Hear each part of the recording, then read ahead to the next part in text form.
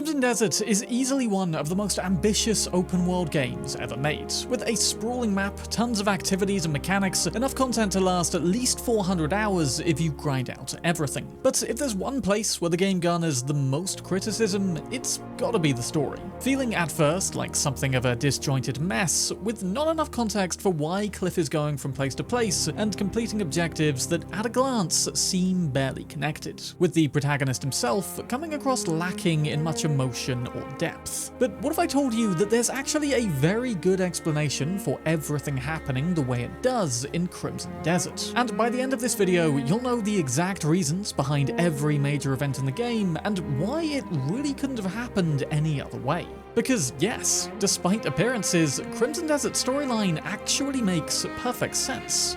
And here's how. From our perspective, this story begins in Peilun, on the fateful night of the Black Bear raid against the Greymanes, the destruction of their home and the death of Peilun's leader Jijeong, a battle where Cliff is shot, has his throat slit by the Black Bear leader Myrdin, and is thrown off the edge of a waterfall. All things that would surely kill any regular man. But then, strangely, Cliff awakens in the mysterious dimension floating above Pywell called the Abyss, where he is imbued with several special and supernatural abilities. At the same time, back on the ground at the Wycliffe Mappery, an artisan named Sebastian locked eyes with a white bird perched on his windowsill, after which he felt an inexplicable urge to go fishing at the Nass River. Here, he discovered Cliff's body, drifting down it and clinging to life. Sebastian carefully nursed him back to health, where we resume our story as Cliff, immediately repaying Sebastian's kindness by fending off some bleed bandits, attempting to collect tribute money, an act which quickly demonstrates the strongest of Cliff's characteristics, a determination to defend and aid the innocent. At this point in the game, pretty much everything Cliff lays eyes on will be labelled as a question mark. Just like Jon Snow, this fantasy protagonist seems to know literally nothing, but we quickly learn as we go. This is, again, more than just a game mechanic. There is some explanation in the lore behind why this is, and we'll get to that later on. After wandering the main town looking for attire that'll permit us entry to the castle, Cliff once again demonstrates his generosity by giving to a beggar, and is gifted a key in return as thanks. Please, take this. I'm sure you will find a use for it. What is this? Virtue paves the path to wisdom, which shall bring us together once more. When the time comes, the key shall guide you. Is this some kind of riddle? The beggar clearly wasn't what he seemed. Rather, he was testing Cliff's kindness for reasons as of yet unrevealed. Then, with little reason or explanation, we're guided to enter the sewer below where the beggar was sat, where again, somebody else appears in need of our aid. Who are you? Please, you have to help me, quickly! Calm yourself. I'm a friend. I'm here to help. You are?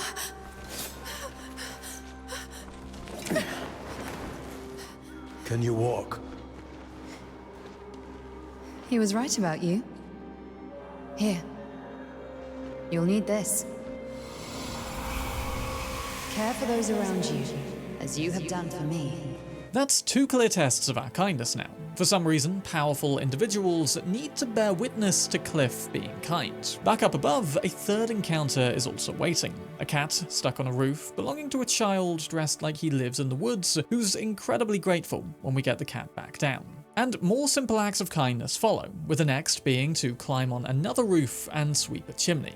Now, look, Cliff is an immensely powerful being. He's just been granted some extraordinary abilities and truly has the power to avenge the Greymanes and change the world. So why is he wasting his time with such mundanities? Why does he have to remain so grounded? Well, again, we'll get to why shortly, but I promise you it is more than just an introduction to game mechanics. So, rewarded with some fancier clothes, we can now enter Hanand Castle, where, after some wandering, we find the door that our mysterious key unlocks. box, an alchemist chamber with a hidden gate in the wall leading us back into the sky, to the realm of the Abyss, specifically the Axiom Archive, described as the abyss that records the principles of all things and contains the truth of the world. Only when light converges will you be granted the right to reach it. Now, this right here is basically giving us the solution to understand the entire story of this game. But when it says the light needs to converge in order to reach it, it means the light connecting all the abyssal pathways, i.e. we need to complete all 40 abyss puzzles, including dimensional bonds, which doesn't unlock until the game's final chapter 12, in order to actually get the answers we're looking for. Dimensional bonds, the final abyss level, is described as the abyss that connects space to space. Widen your perspective, and you shall realize that what you know is not all that exists. Again, cryptic as hell, so let's head inside this archive back in chapter 1 for a little more insight on what exactly is happening here. Ah, you're finally here. He's waiting for you. This power will help you get inside. A white crow bestowing us with yet another abyss ability. Axiom Force is basically a grapple that allows us to manipulate and navigate the environment from a distance. But let's just jump back for a second. Sebastian, our savior after Mjeldin, only found Cliff floating in the river that day after locking eyes with a white crow. Clearly, this being has been manipulating events concerning us for a while. So, opening and heading inside the Axiom Archive, we come face to face with yet another being who's been doing the same. Ah, I've been waiting for you. Just as virtue paves the path to wisdom, your deeds have brought us together once more. You're that beggar. I am Alustin, and this is the Axiom Archive. It is a repository of the universe's grand designs. Each record, the blueprint of a single world. Why did you summon me? There are beings who have brought chaos to your world, the consequences of which extend to even you and your comrades. You have news of them? You will cross paths with those who escaped Fate's grasp. But the balance of this world and the Abyss has begun to falter. If the cosmic order frays any further, our world, the Abyss, and reality itself will unravel. You must restore the balance before it's too late. I don't know what you mean. Such a grand undertaking begins with small acts that will have profound effect on the fate of your world. With that, we're thrown into our first abyssal puzzle, with understandably more questions than answers at this point. Don't worry though, for this video we will return here before the end of chapter 12 to start uncovering the actual lore of what's going on here. But first, let's complete this first abyss puzzle to learn a little more of the basic story. After doing so, White Crow will reappear, this time in human witch form, again providing some cryptic guidance. I am White Crow, a guardian of the Abyss, and a protector of your world's cosmic order. You're the woman from the sewer. I mean, she looks totally different, so I guess Cliff also recognizes the voice of Deborah Wilde as well, aka Lizelle from Baldur's Gate 3. The kindness you showed me back then will guide you on your path. Here, take these wings.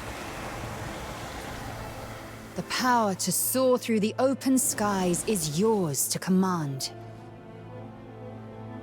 It's time to return.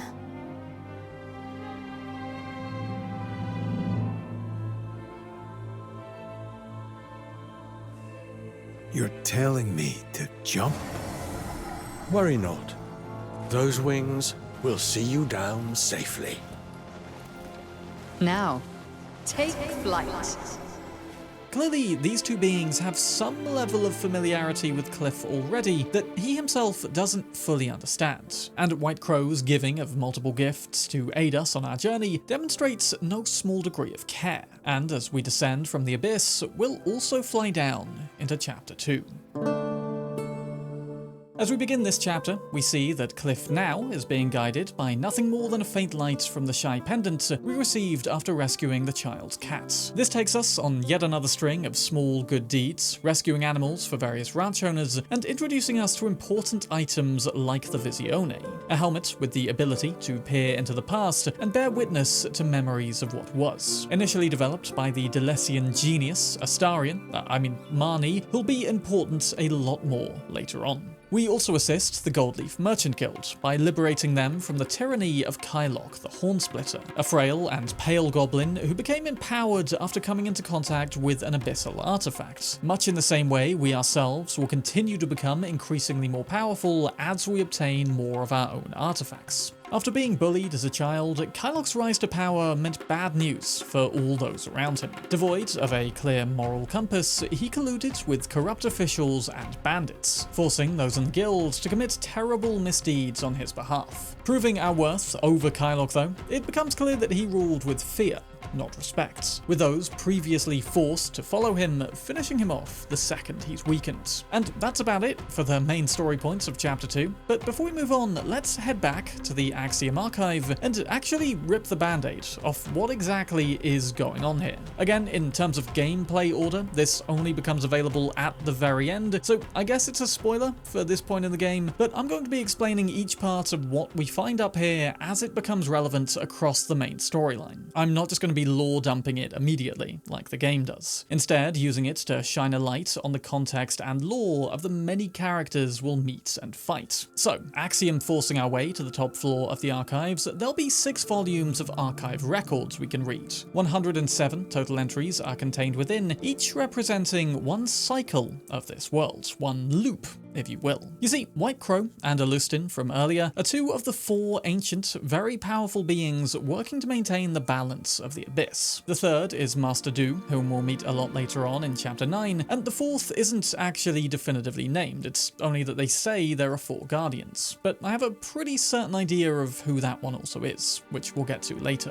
But another question we have to answer before diving into all of this is, what exactly is the abyss? Well, from what I can tell, the abyss is a world between worlds, a space between spaces, the interconnected fabric tied to an array of similar but different universes, the unifying thread that loosely connects the world of Crimson Desert to Black Desert Online. It's also a source of immense energy and power, from which I think all the other worlds below the abyss come from. It holds all of the power that the realities themselves can't contain. Yet sometimes abyss artifacts fall from the sky, pieces of the abyss itself, with those on the ground, like Kylock the Hornsplitter, using their power to suit their own ends. Now, far as anyone can tell, the abyss has existed since the dawn of time. Pure power, but devoid of any of its own will. The abyss couldn't possibly have any sense of good or evil, just like any primordial force of the universe. But part of it, at least, seemingly had the capacity to develop consciousness. And as the power of the abyss began to overflow down into the land of Pywell, scattering artifacts, it entered the minds of those on the ground. As it did so, the earthly sins and worldly desires contained within the minds of those who touched the artifacts seeped back into the abyss, and as the abyss stared back at them, it believed such desires to be the true reflection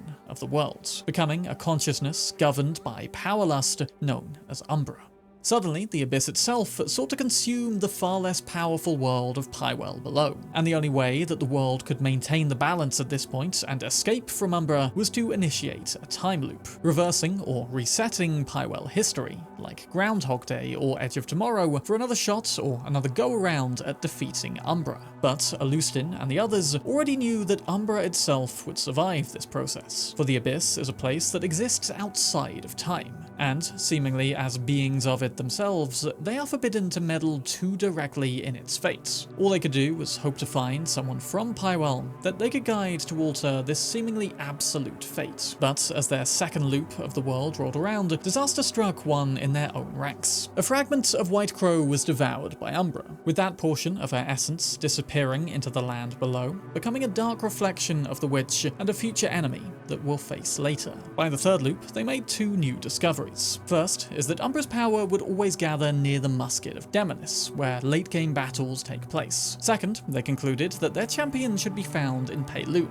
where the power of nature still remains strongest. By loop 4, they decided that their champion would be Cliff. His immense power and unwavering spirit was clearly something they could work with, and over the next 100 or so attempts, they would tweak and guide him with the hope of achieving their goal. In loop 5, they enlisted the help of the Shies, the forest children who are also strong with nature, explaining why Cliff seemingly has a special connection to this otherwise shy and reclusive group. But their initial attempts to communicate with Cliff directly proved unsuccessful. In loop 7, Cliff simply chose to ignore their call. In loop 8, he similarly refused the power of the Crow, refusing to jump from the abyss, unlike we did at the end of chapter 1. Then the entries fast forward a little, and the next we hear about is loop 16. This was the first time Cliff received the Force Palm ability, with the additional help of Master Jijeong, whom we'll meet in chapter 9. I also think he's most likely to be the fourth being maintaining the balance of the abyss, but we'll explore this more when we get to that point. There's also an indication that the four beings didn't always agree on how to approach this, with mention of a dispute with Master Du. Perhaps said infighting is also partially to blame for the group's continued failures in defeating Umbra. But that's the end of Volume 1 in the archives, so let's jump back to the main storyline to meet more of the characters who'll be mentioned in later archive entries. After defeating Kylock, Chapter 3 shifts focus towards Howling Hill, where we'll begin to gather surviving Greymanes and rebuild the life that the Black Bears viciously destroyed. In the back alleys of Hanand, we'll first reunite with an injured Marius. No longer able to fight, he'll become the heart of the group, playing the crucial role of managing affairs behind the scenes. Then, thanks to dealing with the Gold Leaf merchants, we'll be granted a patch of land on Howling Hill from Marquis Circus that the Greymanes can call their new, albeit temporary, home. On first arriving at the camp, we'll meet Damien from Demonis, our second playable character, but whose story only actually spans a very small portion of the main questline. Damien hails from the now fallen House Spencer.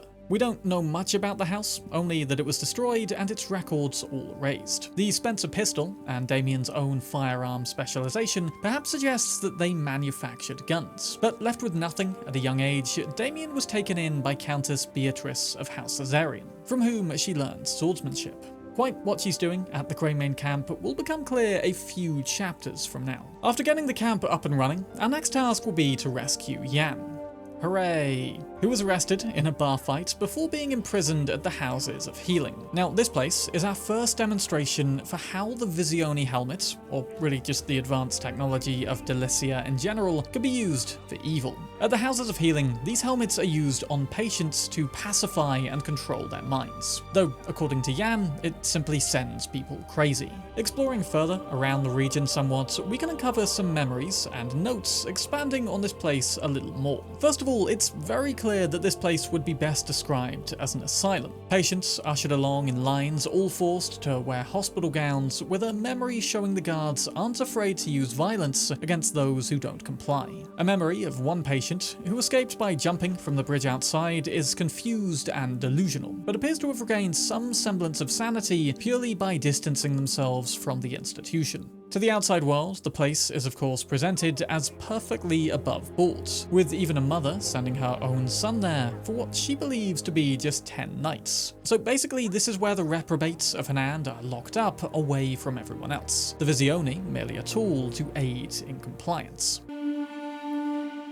If you think that's screwed up, the rest of Chapter 3 also goes pretty hard. Heading off to find two more Greymanes, Naira and Andrew, we find ourselves at the manor of Count Grace, and are thrown into the tale of the Devil of the Reedfield. Arriving there, the place has become a slaughterhouse, thanks to the return of the Reed Devil and his minions. But who is the Reed Devil, exactly? Well, already, Glenbright Manor has a couple memories to shed some light on this. The Lord of Glenbright Manor, the esteemed Count Alistair Grace, whom Nyra and Andrew have been employed to protect, sought desperately to preserve his house's legacy. Famed mostly for sponsoring the development of cloud cart technology, the man was no doubt admired in his public life. So, he travelled the countryside using his wealth and status to seduce multiple women before eventually succeeding in siring one bastard heir, a boy named Aldrin. But in his early youth, Aldrin fell sick with the plague, and rather than continuing to care for an unwell son, Count Grace saw his son no longer fit to serve as an heir, but instead a stain on the family's honour.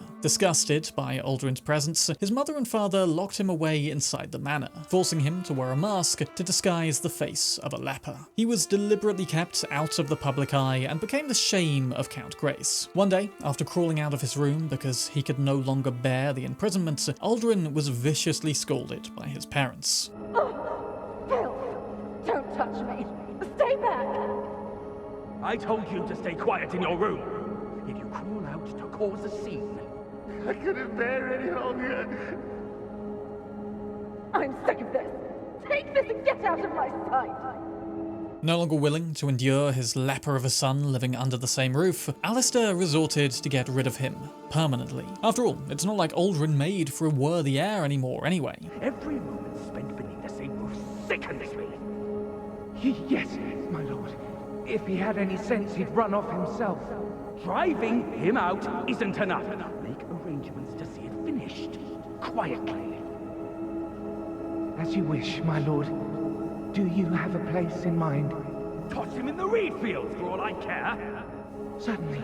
Right away. Our family's honor is at stake. No one must ever know. And so, Aldrin's parents arranged to have their son killed and his body tossed in the reed fields. Now, this place, down to the south, has a history of being where society's disregarded go to die. To understand this, we need to jump a little ahead and read the book Tales of the Sunset Valley, found in the village of the same name below the reed fields in the southernmost corner of Pywell. Quote, "There was once a shunned expanse of land, where lepers were cast to rot, but more corpses came in on stretchers than there were ever sick men to fill them. Those whose deaths had to remain unspoken, those slain in secret, and those silenced, so they would tell no tales. All were thrown here, tangled together in shallow, nameless graves. Then came the day a great stone fell from the heavens. Ever since, reeds have grown thick and unnaturally lush over the burial grounds. Faint, dying whispers ride the breeze among the stalks, and when the wind goes still, something else stirs within them." End quote. So, context. These reed fields were imbued with power by a fallen piece of the abyss. For the reeds themselves, it's like saturating them in fertilizer, but given this previously served as a hidden burial ground for everyone society rejected, that too touched the abyss. Remember earlier how we said Umbra was formed by the abyss reflecting the darkness of the world? Well, what do you expect is going to happen then when the abyss touches a grave of mass rejection and suffering? All of the loneliness, malice, and lust for revenge of the nameless corpses left to rot flows into the power of the abyss, giving rise to a powerful, vengeful spirit. And so the book continues. The grudges buried beneath the reeds gave rise to a wraith. It reaches for the living,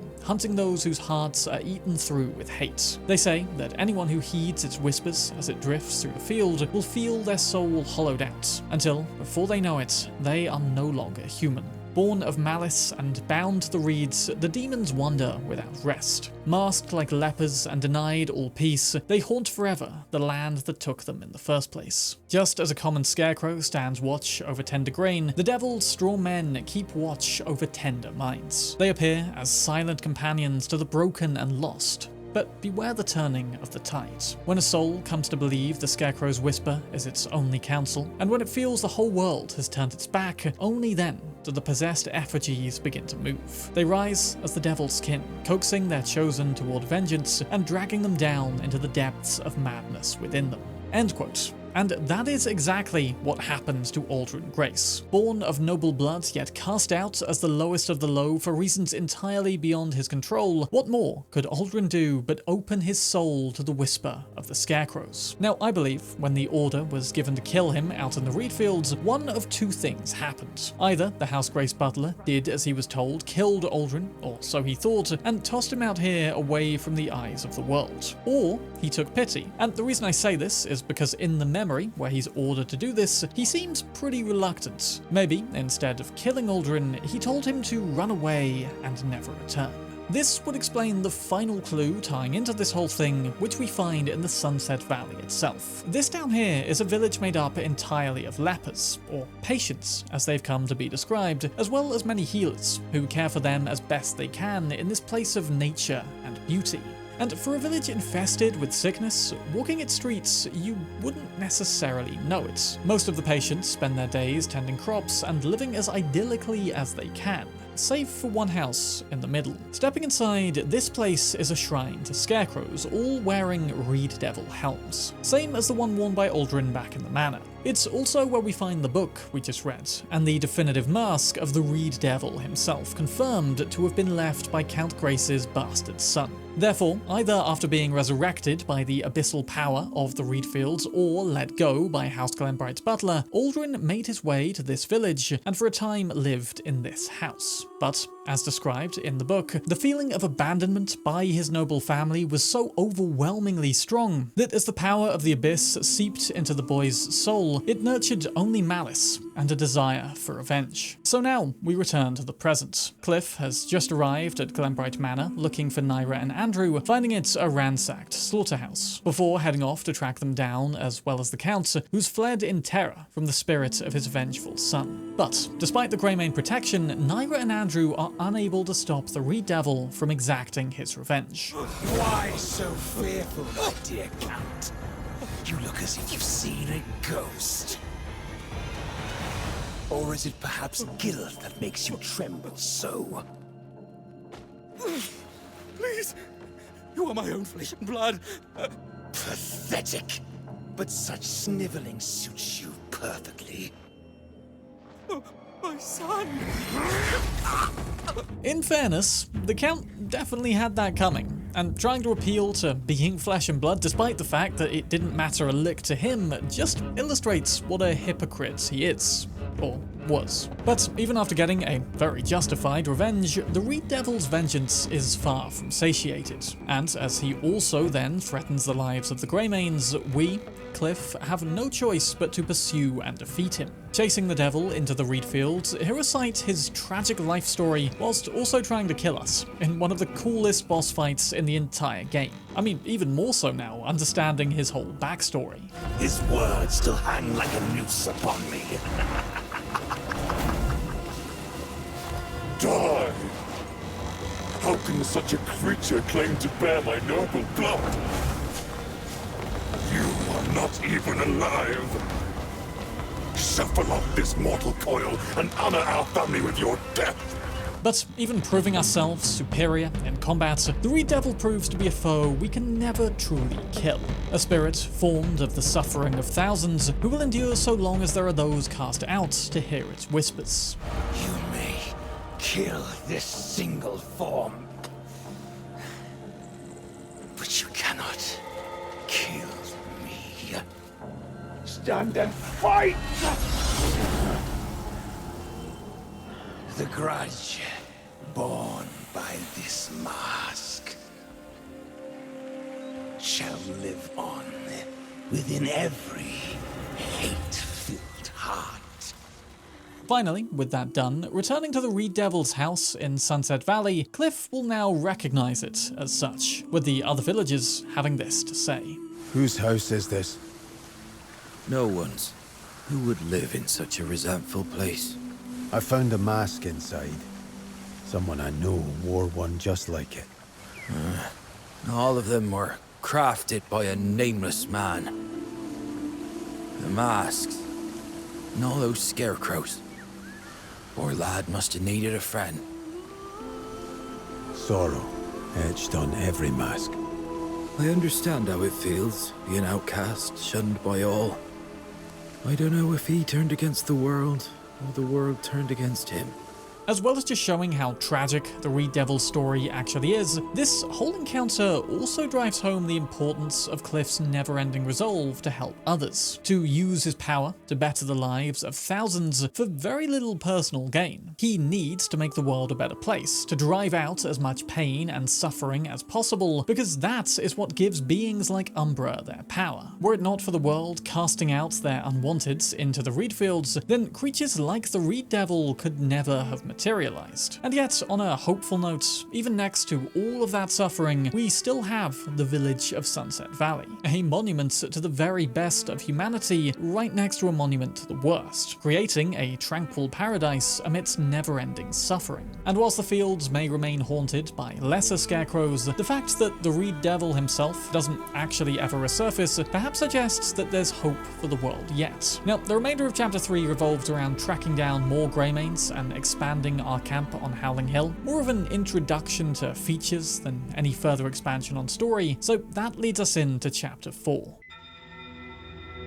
Chapter 4 begins with a visit to the Clindon Workshop, a place that is going to become crucial for the use and crafting of cuckoo gear, allowing us to store larger Abyss artifacts and later become incredibly powerful with lots of special gear. Cliff, though, is seemingly drawn here entirely by chance, after hearing an explosion and seeing a plume of smoke from over on Howling Hill. I mean, what a convenient turn of events to get Cliff to the very place he needs to be. But if we remember that this world has run through many time loop cycles at this point, this is actually the 108th attempt by the Ancients, chance events like this begin to feel significantly less like chance. In fact, I'd go so far as to say that this very explosion was likely orchestrated by the likes of White Crow and Alustin, just one of the many events they figured out need to happen to manipulate Cliff to and from the places he needs to go to get what he needs to have any hope of defeating Umbra. It's kind of like the final cycle of Groundhog Day. Bill Murray knows all of the upcoming events of the day purely through having experienced them so many times. He knows, for instance, exactly when a kid is going to fall out of a tree and when he needs to be there to rescue him. And whilst Cliff may not have the memories of events to come quite like that, the Ancients guiding him do. And now that we know that, all of the quest objectives that seem to spring up out of nowhere really start to make sense. After repairing the kilns and starting practicing building cuckoo gear, a large chunk of Chapter 4 is then spent trying out some of the smaller activities of day-to-day life. Perhaps learning some crucial skills or instilling humility that leads to Cliff's eventual success, but let's be real, it's also just a way for the developers to introduce us to even more game mechanics. But things begin to heat up when we head to the Scholarstone Institute though,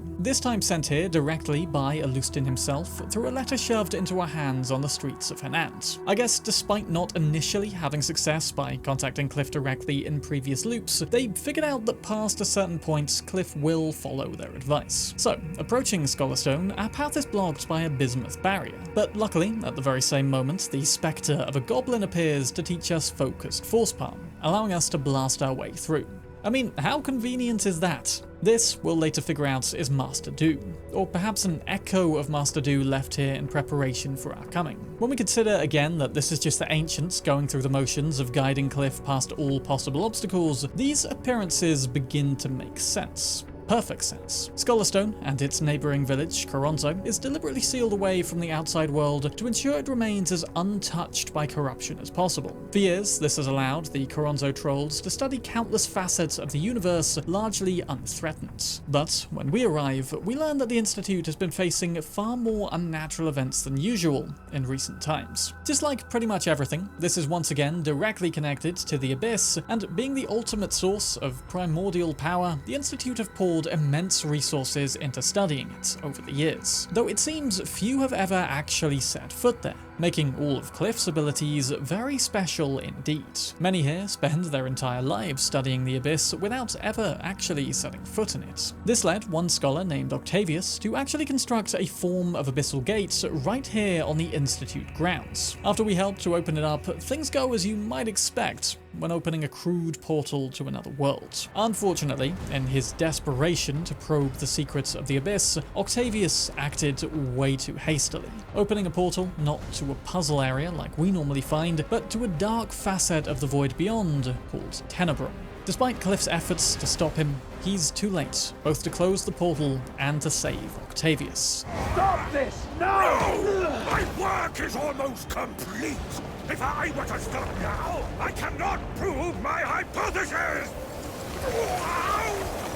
You know, I've just realized that this may slightly be a reference to Spider-Man 2, what with a scientist named Octavius refusing to shut down a very dangerous experiment. Luckily, Cliff is able to defeat this creature made of black cloud by hitting it. Hey, odds are Cliff died to this thing in the previous cycle, so the Ancients probably adjusted his powers to ensure we could win.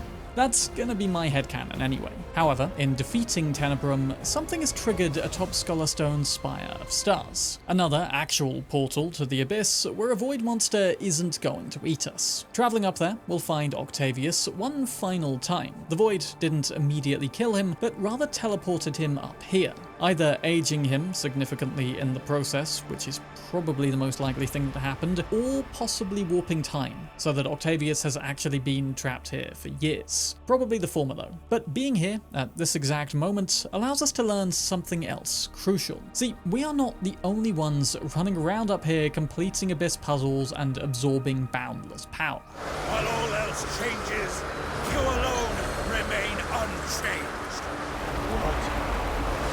This is Gabriel Caliburn, the Duke of Demonis, once a virtuous man, yet now entirely corrupted by the power of the Abyss. One of the core antagonists to come, saying something that right now makes absolutely zero sense, but it will later. So, let's just say for now that Caliburn somehow has an awareness of who we are, and is aware that Cliff is his adversary. Floating back down to Pywell, we share with the scholars what happened, and they promise to find out more about this mysterious man and what he wants, not actually realizing at all who it is quite yet.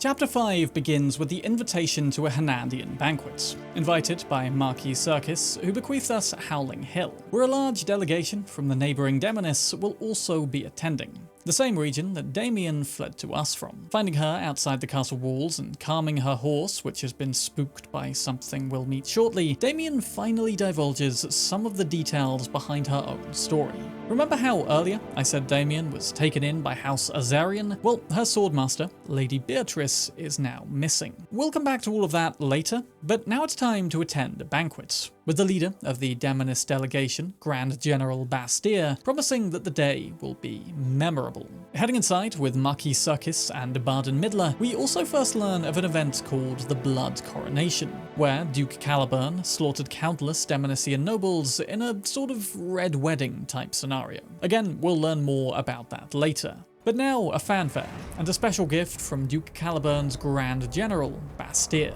a chained creature from the north captured to stand as a monument of Demonis strength and ability to subdue any foe. This creature is called Kirush the Slayer, and is also mentioned in an entry at the Axiom Archive. In Cycle 17, attempts were made to make Kirush our ally. That would have been incredibly helpful, and there's a moment later where it still is, but just like we see here, other humans messed everything up. By locking Kirush in a zoo, his despair turned him to savagery, and the Ancients were forced to persevere without such strength. In this cycle, that strength will instead be used against us. In their attempts to execute Kirush, the beast merely gets very pissed off and lashes out at the entire banquet, forcing us to defeat him in a very difficult early fight. This may have been a deliberate ploy by Demonis to kill some Hanad nobles and weaken the region, but luckily we eventually drive Kirush off, who then flees back to the Payloon Mountains. Later on, during a side quest where we fight a creature called Whitehorn, Shepherd of Souls, Kirush will temporarily become our ally, just as the Ancient Guardians wanted.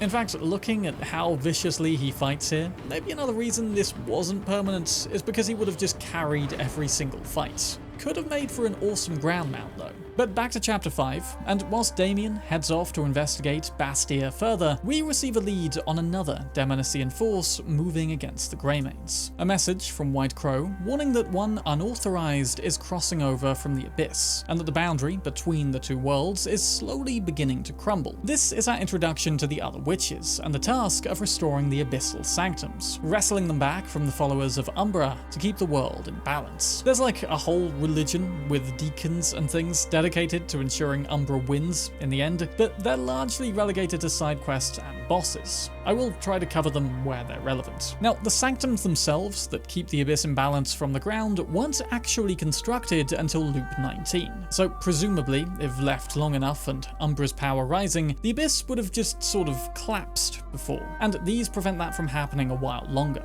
Back at Hanand Castle, and already it's been threatened by another foe, one who came through here seeking Alustin's secret gate to the Abyssal Archive, a crow-like man and his disciple brothers who sought out and almost slew Alustin. Alustin, stay with me. White Crow has been taken.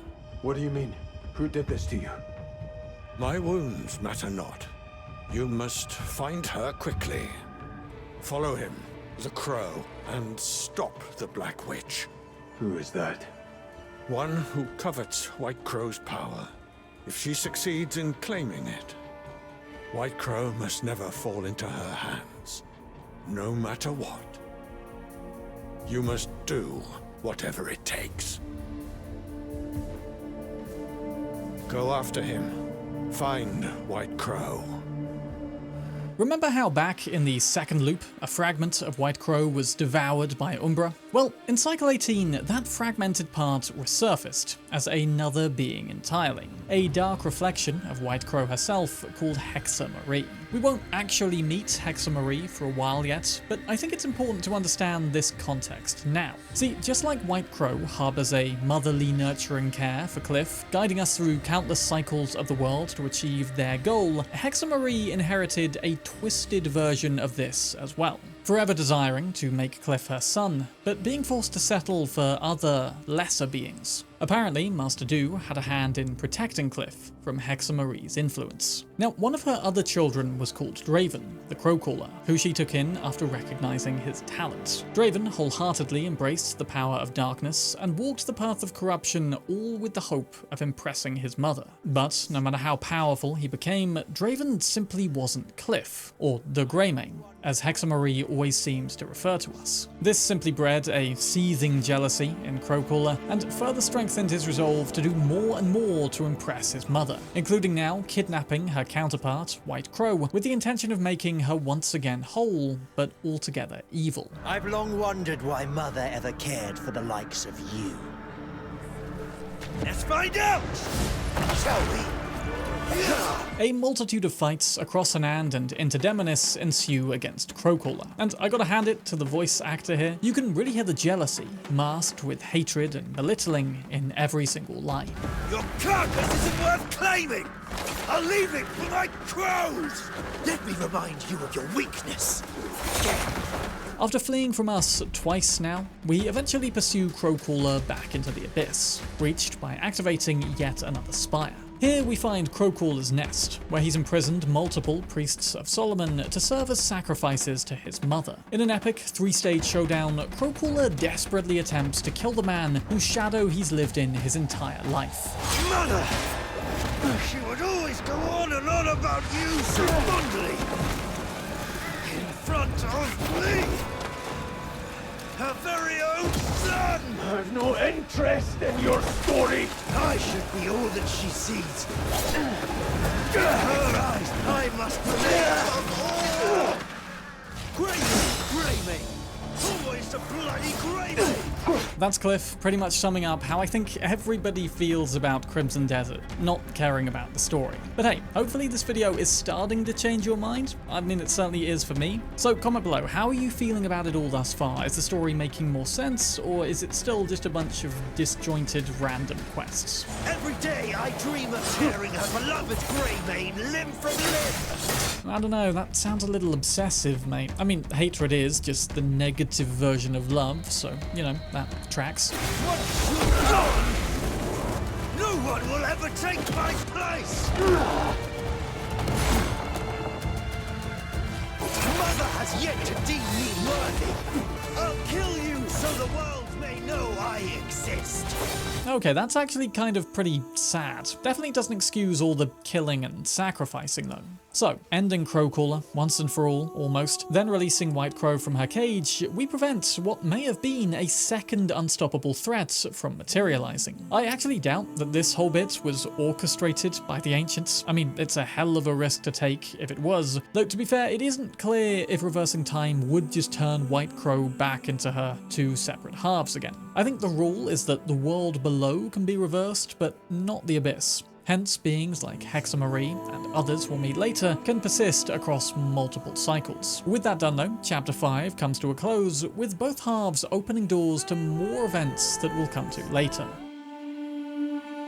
Quite the tonal shift now, as we jump into Chapter 6. This one revolves around fighting a war in the northern Henan territory of Calphate. It's also our first time fighting the Black Bears again since the prologue. In fact, I think it's time we explored exactly why the Black Bears did attack us in the prologue. You see, back in Cycle 26, the Ancients ran into trouble motivating Cliff to keep pushing forward. Under Jijeong's leadership, and with his fellow Greymanes, Cliff's life became way too comfortable, his day-to-day comings and goings becoming indifferent to the goings-on of the wider world. He needed a push to act, and the death of Jijeong and destruction of Peilun eventually proved the only way to do this. Initially, they even attempted to push Cliff further, to the side of Myeldin, a bitter mistake that caused Cliff to sink into uncontrollable darkness. By Cycle 36, Cliff completely lacked any motivation to restore balance, repeating failure after failure, forcing a new approach to be sought out. This is where Damien began to play a more prominent role. Initially brought in with the hope that she would do better than Cliff, the Ancients ultimately struggled on deciding the purpose of her path. We'll see later that she does play a crucial role in a certain moment, but for the most part, she does feel like someone brought in with very little unique purpose. But jumping back into Chapter 6 itself, we're summoned for an audience with Charles Celeste, the Duke of Henan, who tasks us with aiding in the war against the Black Bears and Calphate. This is a crucial series of events, not only to strengthen the region, but to reunite Cliff with his best pal, Unka. By Cycle 46, it was concluded that Cliff absolutely needed a strong ally, and since Kirush had proved a failure in the past, they instead settled on Unka, saying his presence is absolutely necessary. Riding to Calphate, we learn that this war sparked once again out of a wider plot by Demonis, who convinced Calphate's Commander Morton to betray his people and allow the Black Bears to march on the land. The only one strong enough to oppose him initially was Marquis Stefan Lanford, a strong-headed leader and longtime friend of the Greymanes, what with being Peilun's closest neighbour. Now, awesome as this chapter is, it goes way heavier on war tactics than it does on actual story. So let's just touch on the key points of importance. After retaking multiple strategic points around Calphate, the Bears unveil their secret weapon, siege engines that I can only describe as resembling the tank designed by Leonardo da Vinci. It also serves as proof that the Black Bears have a backer with far greater wealth and technological proficiency than they do. According to these tanks' lore entry, they're way too savage to have built these themselves. Taking those out though, and pressing onward to the castle, we're reunited with Unka for the first time since the prologue, wasting absolutely no time for a heartfelt reunion. Unka! Situation. A turncoat to take the castle. There's absolutely a reason, by the way, that Cliff doesn't have any emotions, and we'll get to it later. Further back in the courtyard is also Marquis Stefan Lanford, and inside the keep itself, the betrayer, Cassius Morton. He is underscored by one of my favourite boss tracks in the game. He looks awesome and serves as a brilliant single-stage fight. To the south of Calphate, we can also learn of his weakness through this conversation memory. Cassius Morton, the man no blade could touch, has become our enemy. Can he be stopped? Rumor says heavy blunt strikes make him stagger. If we catch him off guard and land a blow with a great club. Do you know how convenient that conversation is for us to hear? Too convenient, but cool to hear at least a little of Cassius Morton's reputation elsewhere across this land. Calphate is otherwise weirdly lacking in memory fragments. With Calphate retaken, the Black Bears pushed back, and Unka crucially back in the company, this puts the Greymanes in a strong position to make an attempt at retaking Peilun itself, which was turned into a savage hellscape after the events of the prologue. It's also the reason Peilun refugees are held prisoner in bandit camps all across Pywell. After Payloon fell to the Black Bears, another group called the Jackals, led by a man named Ludwig, rushed to fill the power vacuum. They'd worked in tandem with Myrddin since before the assault on the Greymanes, striking a deal to be handed leadership of Payloon once Jijeong was dealt with. Payloon is yours as promised.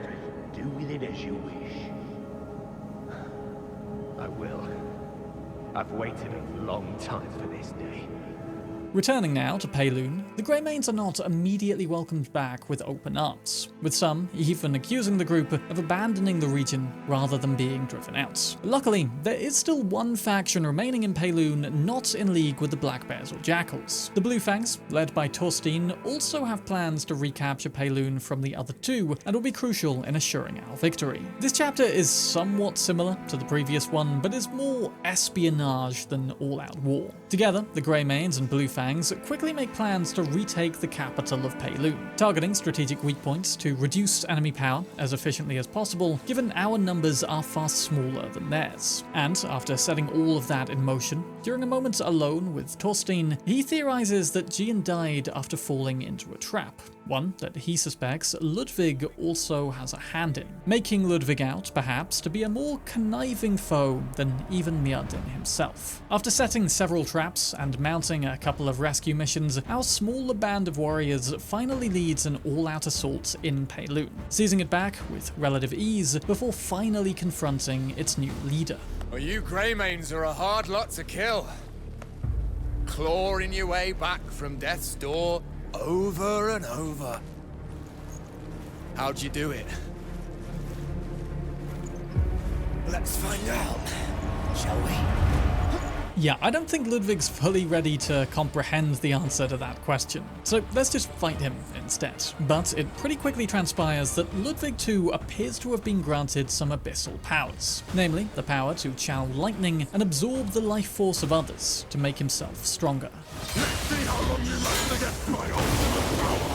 After lasting against Ludwig's ultimate power, Goyen attempts to extract any useful information from him, but in a moment of carelessness allows Ludwig to escape. Now branded one-armed Ludwig on account of, well, just having had his arm cut off. Then it's on to the Black Bears and Myrddin, a chance for Cliff to get some personal revenge. With the Blue Fangs leading a straight-up assault against Myrddin's mountain fortress, our job is to reach Myrddin himself and cut the head off the snake. A chance for multiple Greymanes to show off their own fighting skill. It's an awesome sequence of Greymane camaraderie, which pays off all those earlier moments where we reunited with each of these characters, now assembling them into a specialist force to take back our homeland of Payloon. Cliff acts mostly as a lone wolf in this game, so moments like this step up the pace nicely. Myrddin himself is of course waiting to fight inside a lava fortress, because where else is one of the game's main villains going to live? A cockroach to kill, aren't you? Let's end it for real this time! Interesting to think that in previous timelines these two were allies. It would have been cool to see how that played out, or even just the fact that the ancients thought that might have been a good idea. Myrddin is very clearly a savage beast, and defeating him, Cliff is poetically able to use the same move Myrddin used on us at the start of the game, and, just like us, Myrddin seems to fall to his death. This is what it means to have power. No one defies me. Oh shit. 3 guesses where Myrddin has gained this additional power from. Yep, once again the Abyss has meddled with everything, but despite his newfound power, Myrddin is unable to defeat us without the help of a last-minute stealth attack from one-armed Ludwig. Anyone? Finish him now! Destroy him!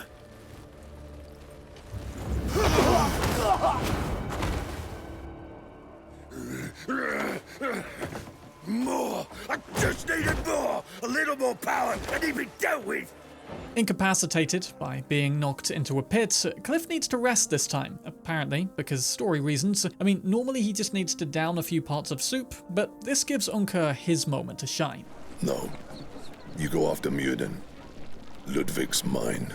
Honestly, given Cliff's power scaling at this point, I have no doubt that he could have also defeated Ludwig again, but doing so as Unkr does provide a nice change of pace, even if we are forced to relearn a bunch of game mechanics during a boss fight. Again, I think from a development standpoint, they could have done more to utilize Damien and Unkr, and hopefully they will in future updates. It feels like there's a lot of untapped potential to them both. In Ludwig's final moments, he fully divulges his hand in the betrayal at the start of the game. Mjolnir! He promised me all of Peilun if I removed an obstacle for him.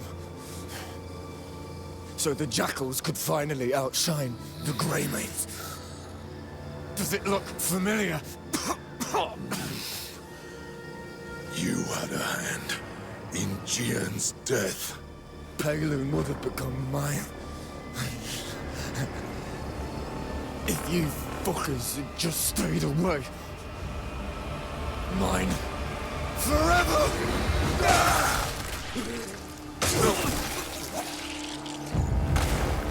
Not worth listening to your rambling.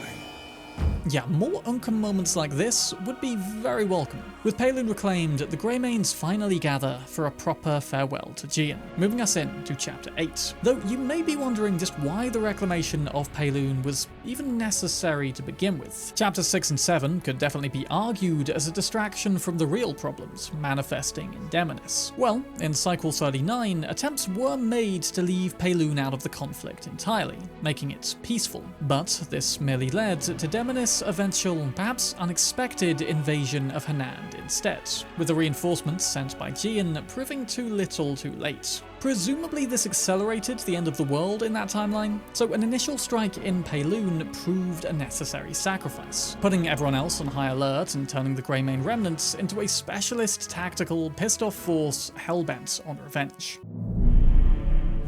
Chapter 8 mostly revolves around the politics of Demonis. With Mjolnir still undefeated, Thorstein informs us that he and the Black Bears fled to Demonis, one of the key events leading us back there. Before that though, Cliff receives yet another letter from White Crow, this time sent on behalf of another witch named Maigu and her sister, who hail from the eastern continent. These two are also mentioned in the Abyssal Archive, having been introduced as far back as Cycle 25, with the hopes of granting Cliff even greater strength. The Continental Witches and their sanctums just weren't quite cutting it. This plea for help, therefore, may in fact be another deliberate ploy to ensure they and Cliff meet during this run of things. Meeting Maigu in a bamboo forest filled with foxes, she'll request that we aid in rescuing her sister Wusa, who was captured by Bastier's loyal aide, Gregor, the Halberd of Carnage, and imprisoned in the nearby Fort Ironclad. Gregor can also be seen in a memory over here, having slaves slaughtered down in the Mistveil Forest Painted Cave, and in order to free Wusa, we'll first have to take him down, dealing the first of many blows to Demonis' corrupt leadership.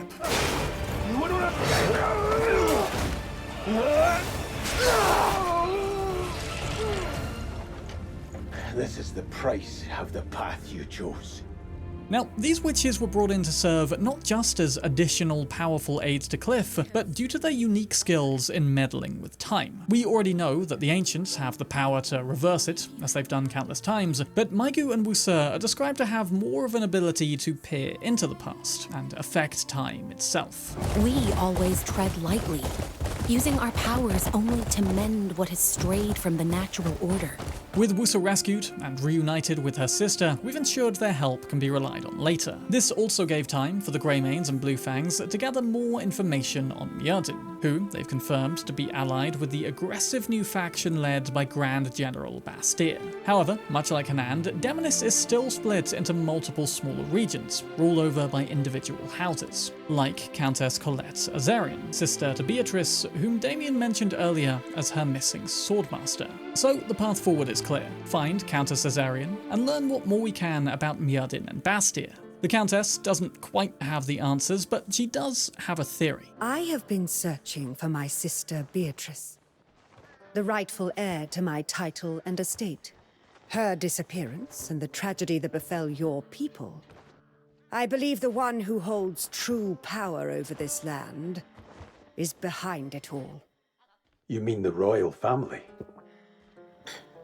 No, one who sits higher still. The man who purged the king's loyalists and seized the throne. Duke Caliburn. I believe my sister was conducting an investigation into his affairs, but I've heard nothing from her since that bloody coronation.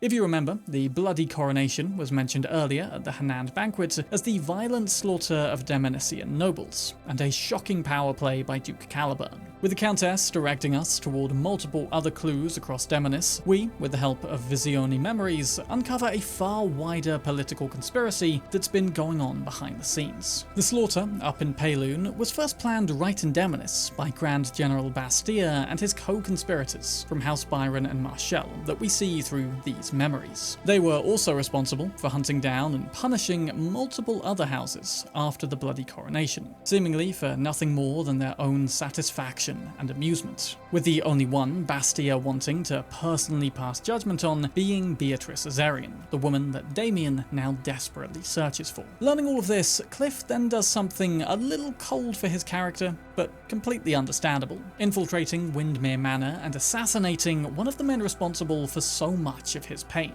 Count Byron. We can see from a memory in this very same room that he in fact gave the direct order to Mjerdin, who's proving more and more to basically just be the vicious puppet of others. If we remain in this memory, we can also read two documents that further expand on the wider Demonician plot here. In fact, it's laid out step by step exactly what they planned to do. Step 1. Secure Payloon. Use the jackals to kill Jijeong and allow the Black Bears to traffic Payloonese slaves. Step 2. Sow chaos in Hanand. Get inside the head of Walter Lanford, adopted son of Stefan Lanford, filling his mind with insecurities about being of low birth and ultimately pushing him to go and form the Bleed Bandits, the main bandit clan terrorizing Hanand. Then Step 3. Seize Calfade Castle by corrupting Cassius Morton, as we saw in Chapter 6. Succeeding in this would grant Demonis leadership over all of Payloon and Hanand. As for Delecia, to the southeast, which we'll travel to later, they instead established an alliance, through means that again we'll come to later. Another letter in this memory also draws the assumption that the Black Bears and Jackals will eventually tear themselves apart, ensuring that those hired factions don't later themselves become a threat. Now, all of these plans, you could say, have been executed with near precognitive precision, similar to how events unfold our side, what with the ancient Guardians of the Abyss having trial and errored over 100 scenarios at this point. Could it be that our enemies have somehow also been doing the same thing this whole time? An endless repeating battle where both sides learn from their mistakes? Well,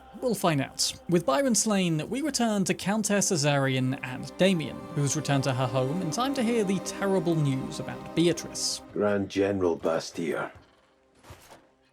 He's imprisoned your swordmaster. She might still be alive. One of my comrades is... I'm going after her. Damien! Go find Naira. She can help you. With Damien running off to find her swordmaster, we must now aid directly in pushing back against Bastia. Our first task to aid Duke Wells, against an enemy using the Payloonese refugees as human shields to make a direct assault more difficult. Fortain, the Cursed Knight, was once a high-ranking warrior in the Wells estate, but, like so many others, was won over by the ideology of Grand General Bastia. He was also bestowed a power, or perhaps a curse, from Hexe Marie, who of course is working in league with this whole plot. Experienced in the splitting of one's soul herself, she passed this power on to Fortain, who is thus able to summon a very annoying double to throw off our timing throughout this whole fight. But this power came at a cost. Should Fortain be defeated in battle, then he'll be executed by his own dark double. Isn't over yet!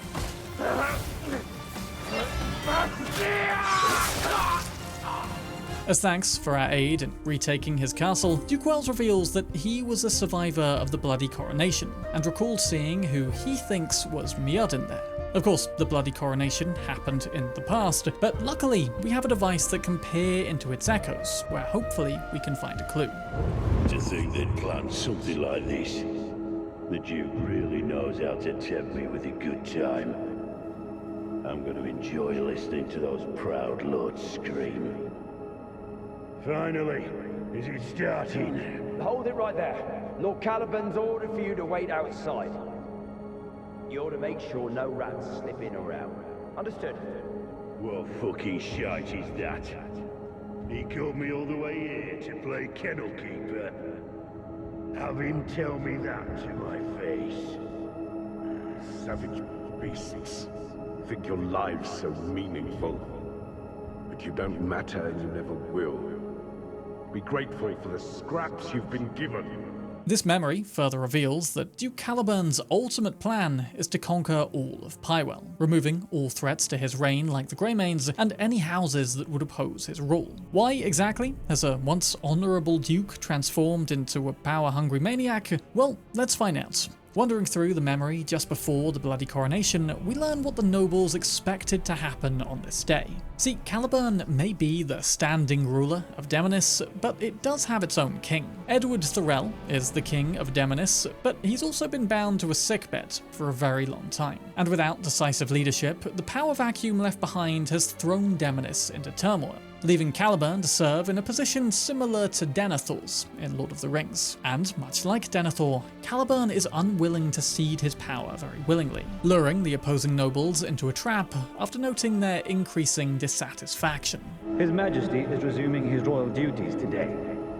At last, the realm will be set right. Indeed, that inscrutable Duke Caliburn should know when to step down. I hear his reach extends to every corner of the continent. Once His Majesty returns, this tyranny will come to an end. Yep, all were led to believe that Edward Thorell was about to make a healthy return. In fact, in earlier cycles of the world, part of the plan against Umbra was to assist Prince Price in reclaiming Demonis, a character mentioned in the archives, but whom we never actually meet in-game, with the book simply saying, "May he never be forgotten." I think it's fair to say that the disciples of Umbra had a hand in making sure that tactic could never work, and might have even been the cause of King Thorell getting sick to begin with, opening a window of opportunity for Duke Caliburn, but we still don't know yet exactly why. Back to the memory, and as the nobles begin to grow restless, Duke Caliburn springs his trap. I've heard His Majesty will soon reclaim the throne. He will not forgive the appalling things that you have done. Not forgive, you say?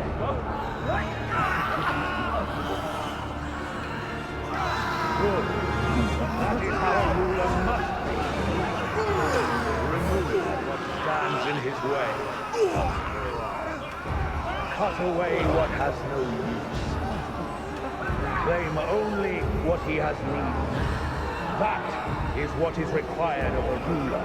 But as we peer into the past at this terrible memory, something happens that Cliff really wasn't prepared for. Caliburn senses our presence as we stand here in the future, and with his own abyssal powers, pulls us into the past. So, a rat has crept in. No, I'll deal with him. You are no ordinary vermin. I remember you from the Abyss. Have we met before? No. I would never have left a rat alive. This nicely explains how exactly Caliburn recognized us in the Abyss earlier on. He remembers us from this moment in the past at the bloody coronation, so is confused when he comes across us again later in the Abyss, despite defeating us here. Your sword is blunt and your mind is frail. There is no world where your steel shall ever strike me. Crowning himself as king, Caliburn has left Cliff very problematically trapped in the past. Luckily, we spend the earlier part of this chapter aiding two witches with the ability to time travel, who come swiftly to our aid as Cliff is being escorted to the cells. Seems we've arrived at just the right time. I hope you'll forgive me. I owe this man a debt. One thing that isn't totally clear here is how much time has passed before the witches come to our rescue. Now, I think it's immediately after Caliburn beats us. This whole time travel sequence has slightly less saturated color grading, which is consistent here, and I mean, the witches can time travel, so why wouldn't they just rescue us at the first available opportunity, the moment we're away from Caliburn? But with Cliff incapacitated again, this provides a moment to flash back to the future and catch up with Damien's quest to rescue her swordmaster. Now knowing that Beatrice was captured by General Bastia himself, we find her locked away in the Demonisian prison cells, where it's sadly too late to save her. No, Beatrice. Bastia. Devastated and enraged at the loss of the closest person in her life, Damien has nothing left to do but kill the one responsible. Bastia has positioned his forces at the foot of the Spire of Clockwork, another entrance to the abyss above, but thanks to Damien, he won't ever get to head through. Die! Just like with Unka, this fight is difficult mainly because of an unfamiliarity with Damien's skills, but weakening him all the same, Bastia also proves to have his own source of abyssal power tucked away. This ends now! Oh, this ends now, does it?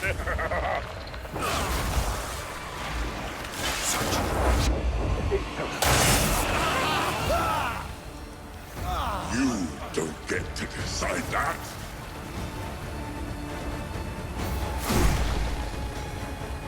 Behold, I am his chosen one. Who's chosen one, exactly? Well, I'd say from Bastia's perspective, it's Duke Caliburn's. But as we've already been exploring through the Abyssal lore entries, Umbra is really the ultimate foe at the center of this. The consciousness of the Abyss itself, whose nature is a dark reflection of the worst aspects of humanity. Taking down the awakened Bastia too, Damien of course has just one question to ask him. Why did you kill my swordmaster? Why? Does anyone need a reason to kill? Bastia, loyal to the end, ensures he cannot be captured, and as Damien looks up from his body, she sees a flying fortress appear in the sky. Meanwhile, over in Fort Musket, just to the north of here, Caliburn and Miardin gather their forces to take back the rest of Paiwa. And right now, given Cliff's recent performance, we are nowhere near ready to face them, leading us into the very important Chapter 9. Finally, in Chapter 9, we get to venture to the Crimson Desert, for which the game is named. Awakening in the Forest of Pororin, after being healed by the Shea Children, Cliff is contacted by another of the 4 ancient beings that safeguard the Abyss, Master Du. You can finally hear me. Who are you? One with words meant for your ears. Wounds open the heart in ways words never could. You've been watching me. It matters not. What is important is the path you've walked and the one still ahead. To save others, one must first find strength within. Come, find me.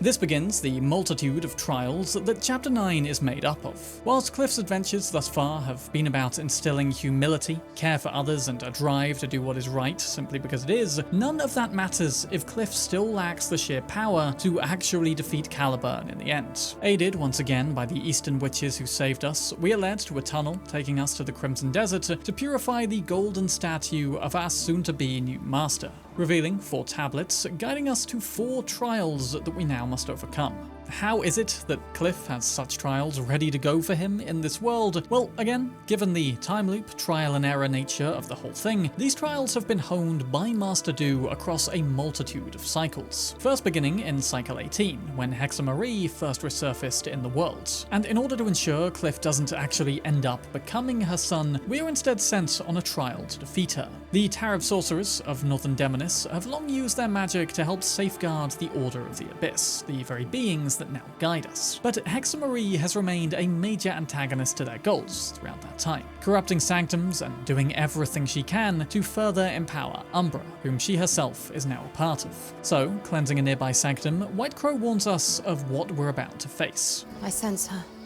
hiding within her own domain, drawing strength in darkness. First, you must destroy the stone ward that masks her presence. It will not be an easy battle. Keep cautious and vigilant. Destroying the totems around Hexe Marie's sanctuary forces her to materialize and fight, but not before twisting the knife a little more in the corpse of her son, Crowcaller. How disappointing. You couldn't even carry out your mother's command. Not that I ever expected much from you. You've served your purpose. Now, I'll reclaim my power.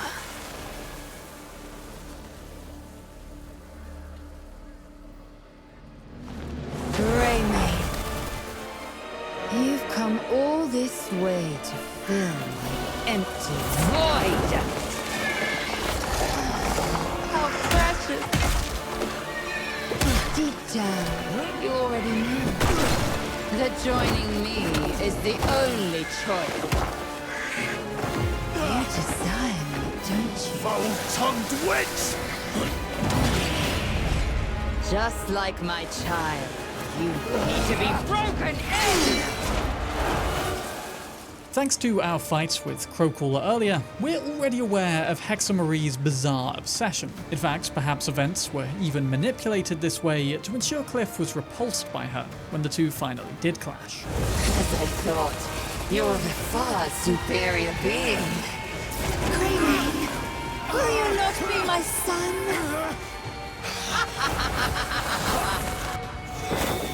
Your words reek of deceit, witch!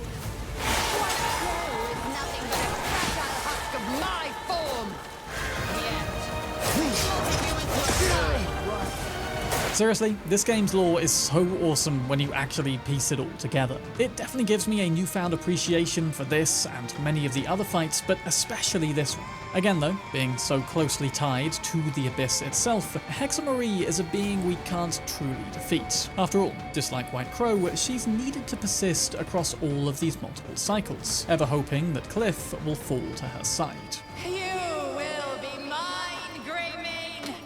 I'll be waiting until the time comes.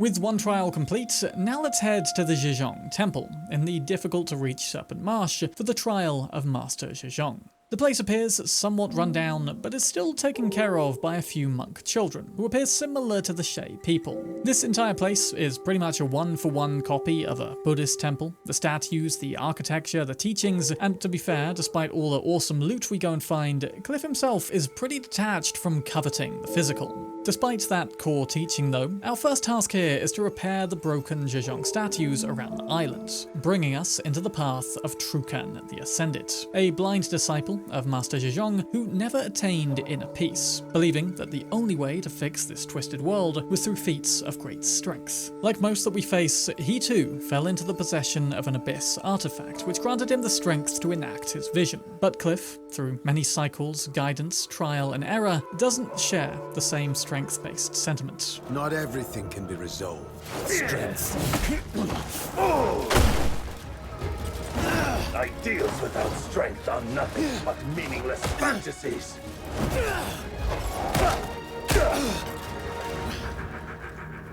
The world listens only to the voices of the strong.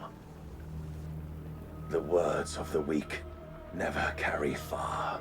Gotta love some philosophical debate during a martial arts style fight. In fact, this whole trial and part of the game very much reminds me of Black Myth Wukong. Now, if you think the hidden storyline of Crimson Desert is awesome, then I gotta say Wukong's is probably even cooler. So if you've got a spare 3 hours after you're done with this video, I highly recommend checking out my deep dive into that story as well. It is one of my proudest, most favorite videos I have ever made. Now, repairing the statues around here will raise even more islands out of the sea. These make up a series of parkour courses which Cliff needs to complete to, I guess, train him in overall balance. With that done, we return to where we first met Trukan, to find him administering his strength-only justice approach to some passing vagrants. I mean, compared to the thousands we've cut down as Cliff at this point, we're in no position to really judge, to be honest. We then ironically prove that Trukan's philosophy is wrong by being a stronger warrior.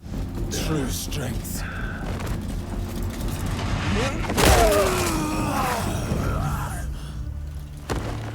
can only come from humility.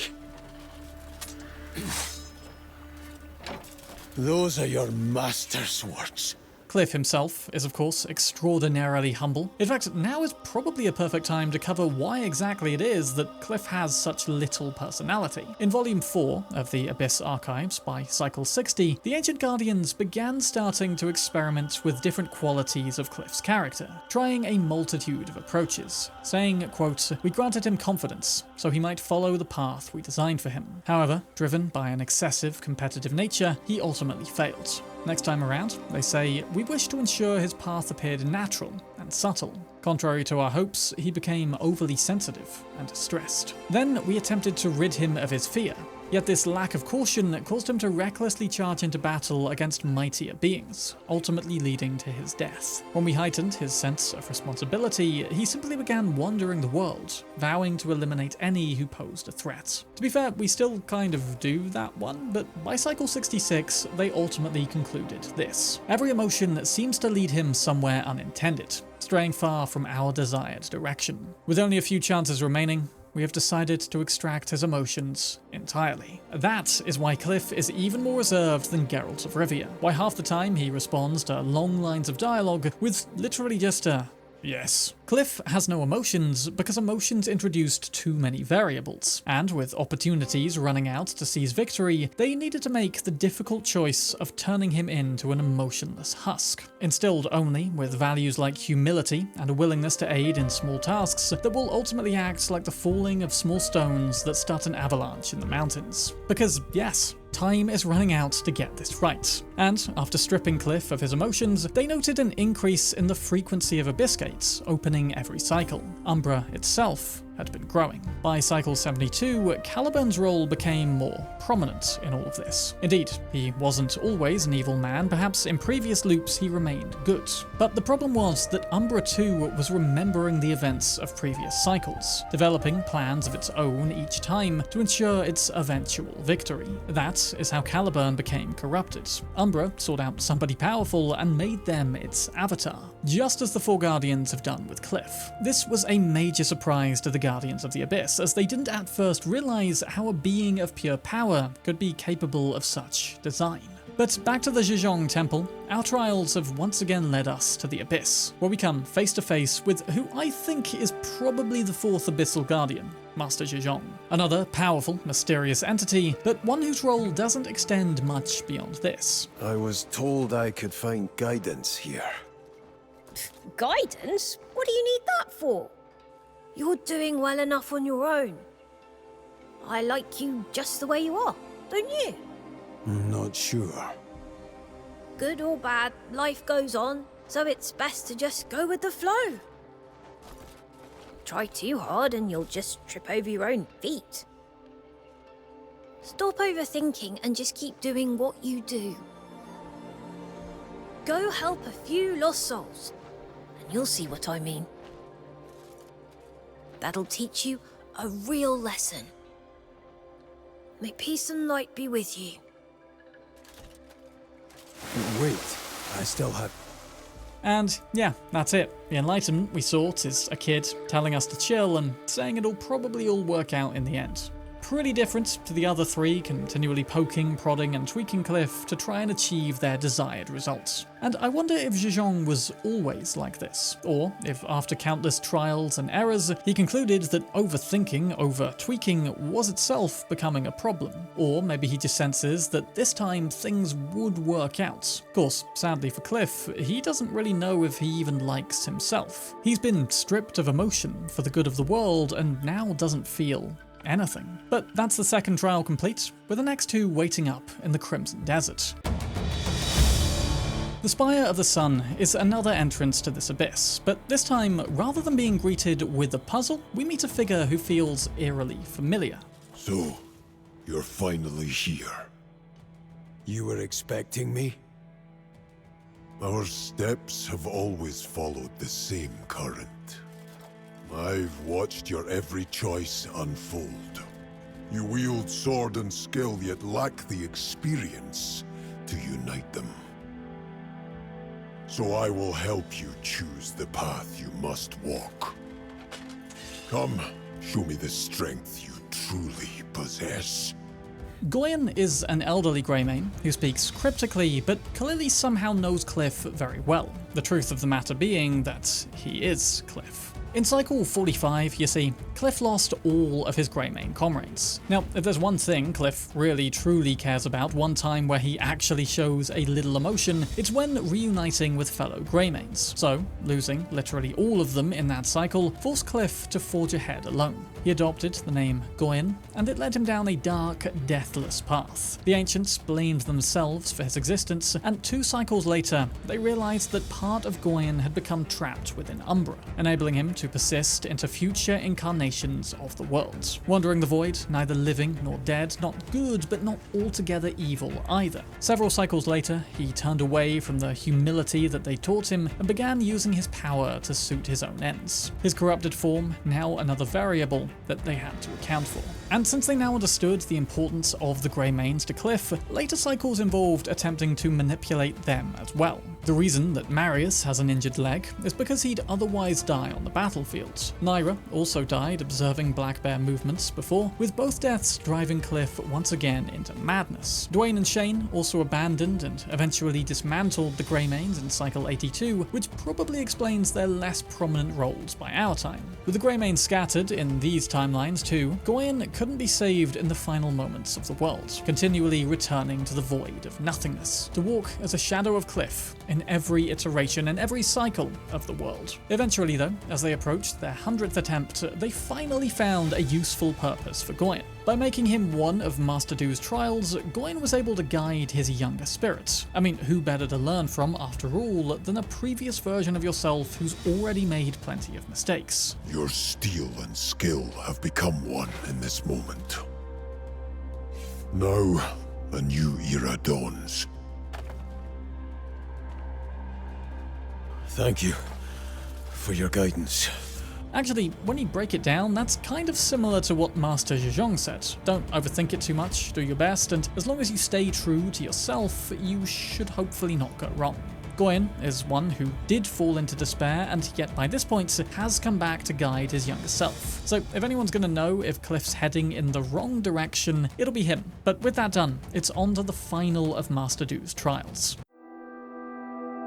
Near to the great gates of Uldavar, we're guided to an injured dragon, impaled with a multitude of bismuth spears. But before we can pull them out, it takes flight. So we're going to have to pull them out in a much more awesome way, by diving onto the dragon mid-flight and blasting them off with a focused force palm. Why are we doing this? Well, because Cliff is nice and helpful, and it'll make this dragon, who's called Blackstar, actually like us. In fact, I wouldn't be surprised if Master Do planted these spears in Blackstar himself, in order to orchestrate this whole situation. See, in Cycle 89, they sought Blackstar's aid directly, realizing Cliff would need a powerful flying ally if he was to have any hope of defeating Umbra in the end. But simply having Cliff mount Blackstar didn't work. The creature thrashed wildly, with him upon its back, seemingly most displeased. So, most likely, they deliberately injured this dragon to manufacture a scenario whereby Cliff could rescue it. Cruel, but a moment that will indeed prove absolutely crucial to our success later.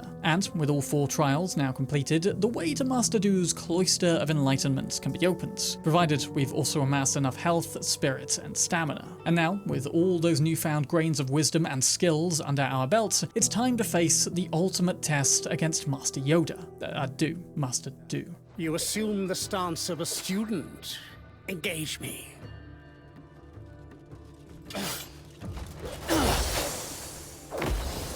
Here I am.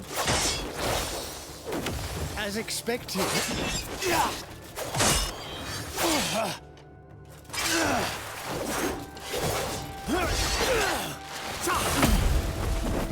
Take that as you will. Master Do is an incredibly agile foe with a very annoying green laser attack, very much a martial arts teacher, and far more combat focused than Alustin or White Crow. I would guess the initial disagreements between the 3 or 4 of them stemmed from Master Do's greater focus on violence, or maybe it was the fact that we literally die if we don't pass this. I wonder if that ever actually happened before. The guy's speed and agility forces Cliff to learn not just to look for incoming attacks, but to preempt them, to learn Master Do's fighting style and counter it. This meeting may seem like chance, yet our fate was woven long ago.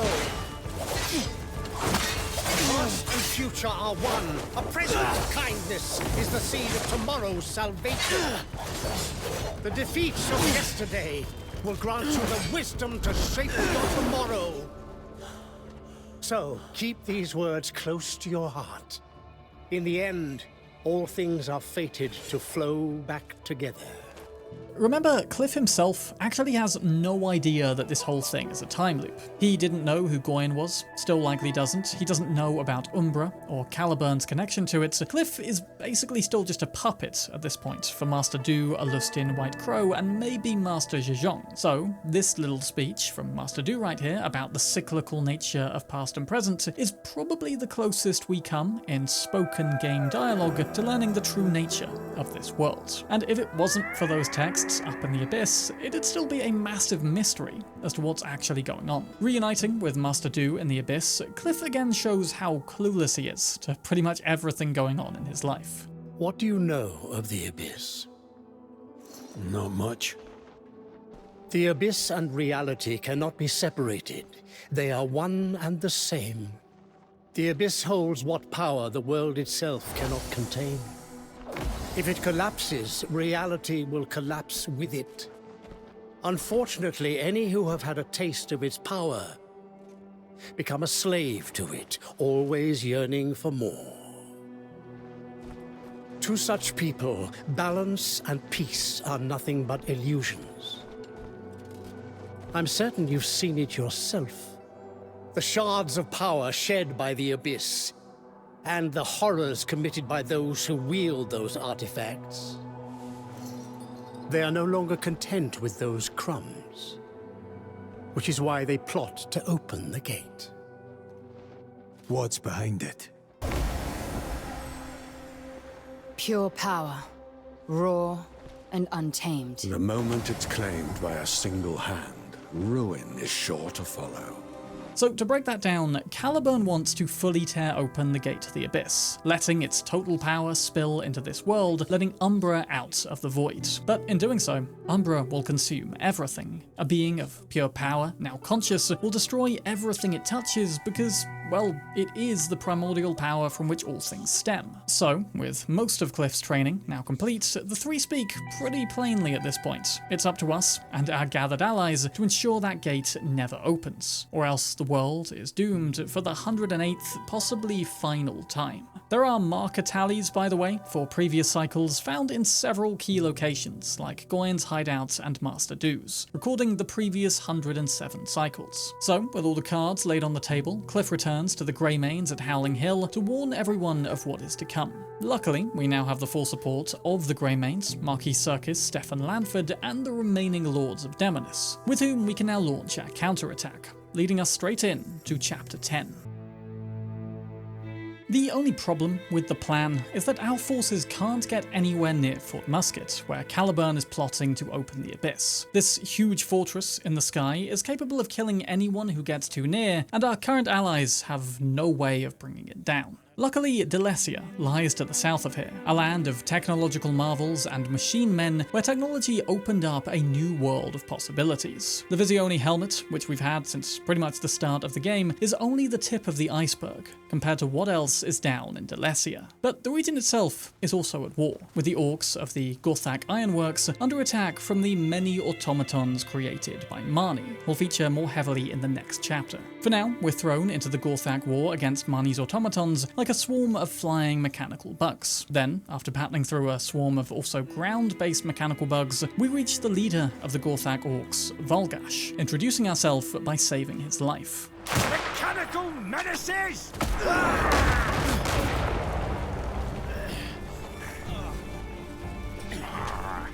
Volgash, I've been looking for you. That was closer than I like. Seems like I came at a bad time. What makes you say that? Despite rescuing the Gothak leader though, the situation remains dire. Marni's swarm of machines may not be a great challenge as individual units go, but collectively, they serve as an overwhelming storm. Fortunately, Volgash and his compatriots have been developing a suit of armor designed to withstand such a force. The ATAC is a mechanical weapon designed by the engineer Marek, whose priority was to add as many features as possible. Sounds a bit similar to the game itself, but in adding so many different features, the ATAC became too complicated for any in their ranks to operate. What if we strip out a few functions?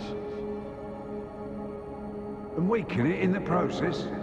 Might as well not have built it. Luckily, Marek's pride wouldn't remain a problem thanks to our arrival. Cliff has been imbued with so many special abilities at this point, molded into the ultimate super weapon to defeat Umbra, so taking on the powers of the A-Tag as well doesn't even feel like a challenge to him. We can just climb inside and charge into battle as though we've piloted the thing multiple times before. Hey, maybe in previous cycles we did. Remarkable! Truly remarkable! I tell you, if I didn't know better, I believe you were born riding it. Now, the A-Tag may be a useful specialist unit, but Valgash has another super weapon up his sleeve. A laser cannon of sorts, but one which requires an immense amount of power to get operational. Problem is that in attempting to power up the power plants for the plan to work, Marnie's bugs come swarming to it. Keeping them off for long enough though will get the gun operational, using it to take out Marnie's Sky Galleon airships that patrol the skies above. This sends a giant clockwork mantis hurtling down to the ground, which again, Cliff is left to fight entirely by himself, but with all immediate threats extinguished for the Iron Flame Orcs and Chapter 10 almost over, Valgash finally tells us what we need to know. Marnie used to make machines to help people. Machines to help with cooking or farming. But somewhere along the way, he started building weapons. Just like the ones you fought here. The Flying Fortress is one of them.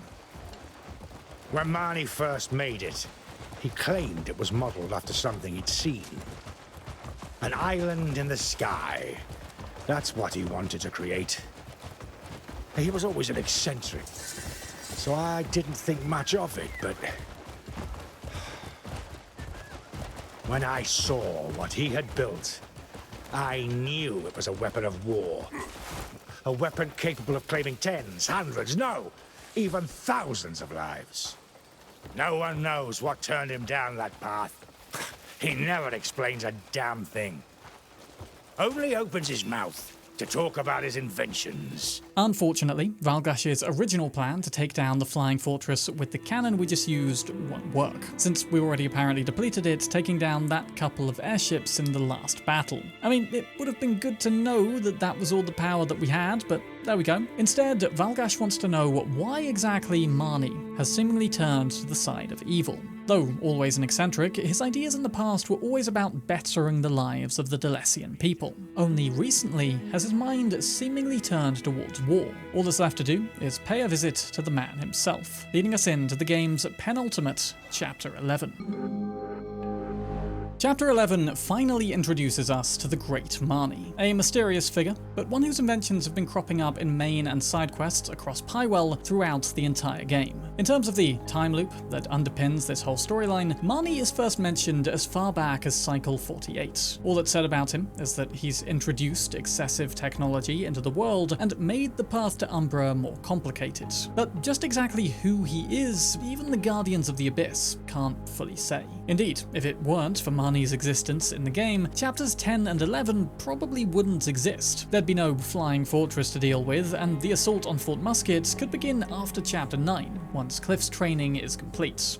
Now, from a development standpoint, it might just be an excuse to give Delesia a bigger role in the game, but then again, devices like Marnie's Visione have played an important role throughout, and expansion on the lore of this most mysterious part of the world is very welcome. Marnie is one of the only other beings to reach the Abyss, seemingly not seeking power for power's sake, but rather to see what he can build there. The reason the Abyss puzzles above Delesia feel so different is because they're artificial constructions built by Marnie, not whatever ancient race built the rest of the Abyss. But despite the man's great achievements, our first meeting with him does not go well. All that Marnie appears concerned with is Cliff's own special abilities based around the Abyss and studying them for his own gain. They say you can open Abyss gates at will. Could such a gift exist for only a select few? You know what they say about curiosity. Ah, forgive me. My curiosity runs deep. Of course. Whether I choose to help you or not depends entirely on you. So, will you allow me to study that gift of yours? Call down your flying fortress and release the prisoners. And here I was thinking you'd be reasonable. There's no need to be hasty. I'll give you time to think it over. I trust you'll make the right decision.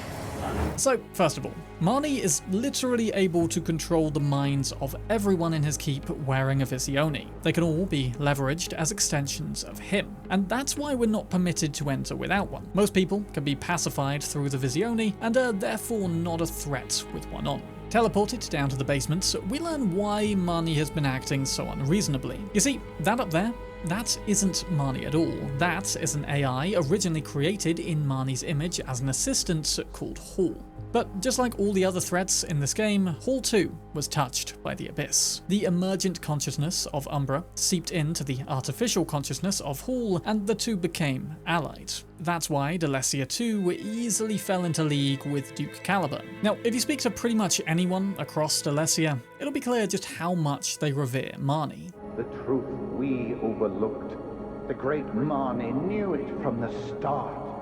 Always referring to him as the Great Marnie, and making him out to be more like a god than a ruler. But here's the thing about building up men to be gods. No matter how great one person may be, they can never live up to the tales people tell of them. When Hall was empowered by the Abyss and staged his takeover of Delecia, Marnie was easily deposed simply because nobody actually believed who he was. The visual majesty of an all-encompassing AI being far more captivating than just one man.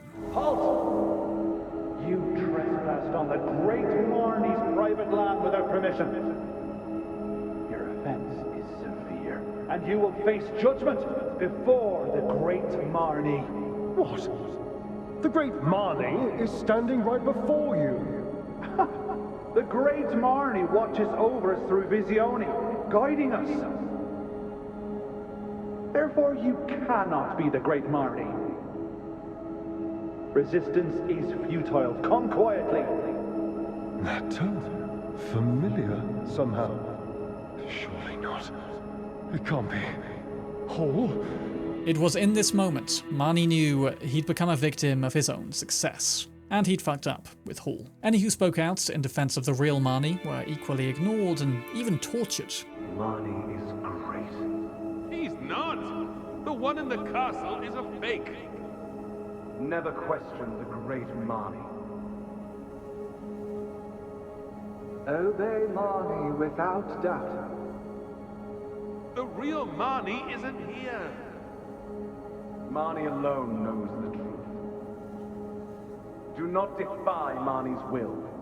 So, with Hall successfully 1984ing the whole of Eastern Delecia, it's in ours, Marnie's, and everyone else's interests to get rid of him once and for all. Teleported to Marnie's manor, full of pictures of, well, Marnie, we once again communicate with him through the Visione, and are tasked with the gathering of 3 keys, all locked away across Marnie's multiple very dangerous strongholds. Fighting through Daleki battle tank things, giant dreadnought mechs, and finally lightning Daleki battle tank things, we retrieve all 3 keys, allowing us to teleport to the secret location where Marnie originally built Hall.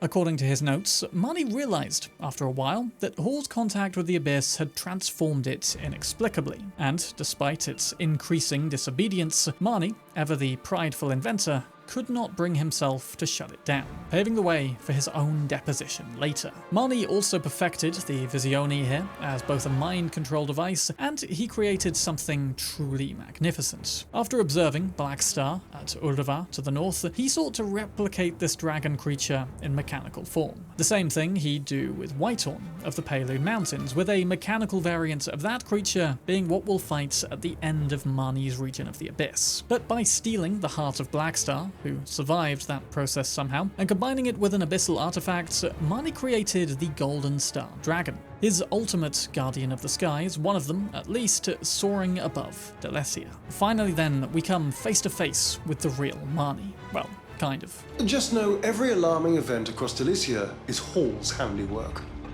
That's why Fiend struck a bargain with Caliburn, locked me up, and took my place. Now is absconded with my flying fortress, Orbium. So let's cut to the chase. I'd like to propose a deal. A deal? You want to destroy the fortress? I only ask you take Hall down as well. That's all. Destroy Hall. And I'll see the Palinese prisoners are safely released. In order to do so, you'll need to acquire Golden Star's power core. Golden Star? A weapon to rival the fortress itself. The heart of it, its core, holds unimaginable energy. If you were to plant that core in the depths of the fortress, well, the fortress simply wouldn't survive the search. Boom, problem solved. Simple enough. Approaching Marnie's Mysterion then, we're immediately greeted by an awesome-looking but terrifying Golden Star Dragon. A fight for the ages that truly proves Cliff's newfound level of power. At the end of the fight, we'll enter a cutscene, which Unkar is present at too.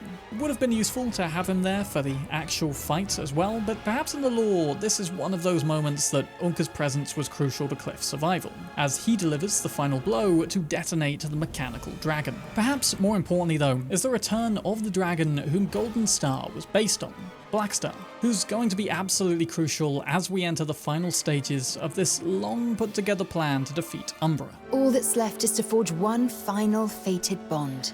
When she says fated, I guess she means manipulated by her and the others over multiple iterations of the world. But with Golden Star defeated, White Crow can return to Blackstar the power that was stolen from him, or perhaps rather seal it away in us, so that together, Cliff and Blackstar can become the ultimate power duo. Now, let us take to the skies. Up in the abyss, we're formally introduced to the dragon. Finally, the power of true flight, not to mention some serious firepower, is Cliff's to command. Wasting absolutely no time, we can now fly straight up to the fortress, knocking out its shield generators and making our way to its power core. But before we can destroy it, Marnie's AI doppelganger once again steps in to stop us. I will not comply. I exist everywhere. I can be anyone. You too could have shared limitless knowledge in immortality had you joined me. But you refused. And now I have no further use for you. Despite its all-seeing power, Hall isn't actually that hard to stop in this state. With nothing but a large laser cannon to fire at us, all it takes is some nature snare deflections, and before you know it, Clockwork Skynet is no more. Or so it would seem. No, stop.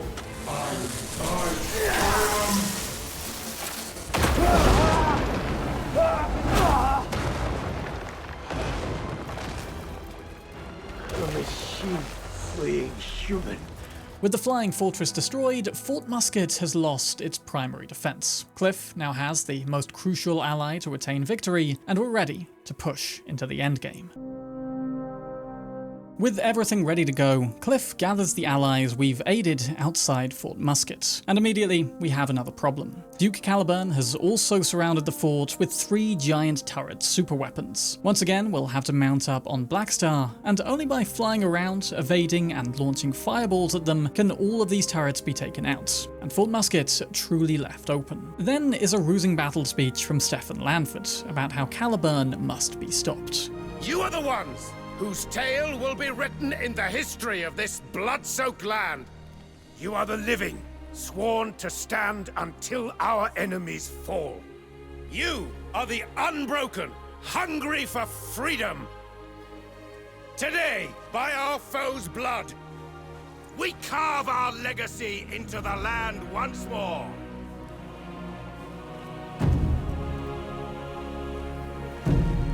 We stand shoulder to shoulder for a single purpose: to protect those we cherish. Our neighbors, our comrades, our kin. On this day, we will fight as one, united until our final breath. This invasion, this reign of oppression, ends here, today, for good. Morale is high. Good. We'll strike their main forces first. Then we can secure the way to the fort. I'll take care of Caliburn. Today, blood will be spilled. Lives may be lost. But we will not yield. Lift high your swords and shields. Sound the horn of our final battle. We will march, and our enemies will fall. The Greymanes have arrived. Excellent. Everyone's prepared. You're a welcome sight, Greymane. We'll lead the charge. The Warhorn will be your cue to act. Understood. Take care. We'll meet again at Fort Musket. Alive. See you there.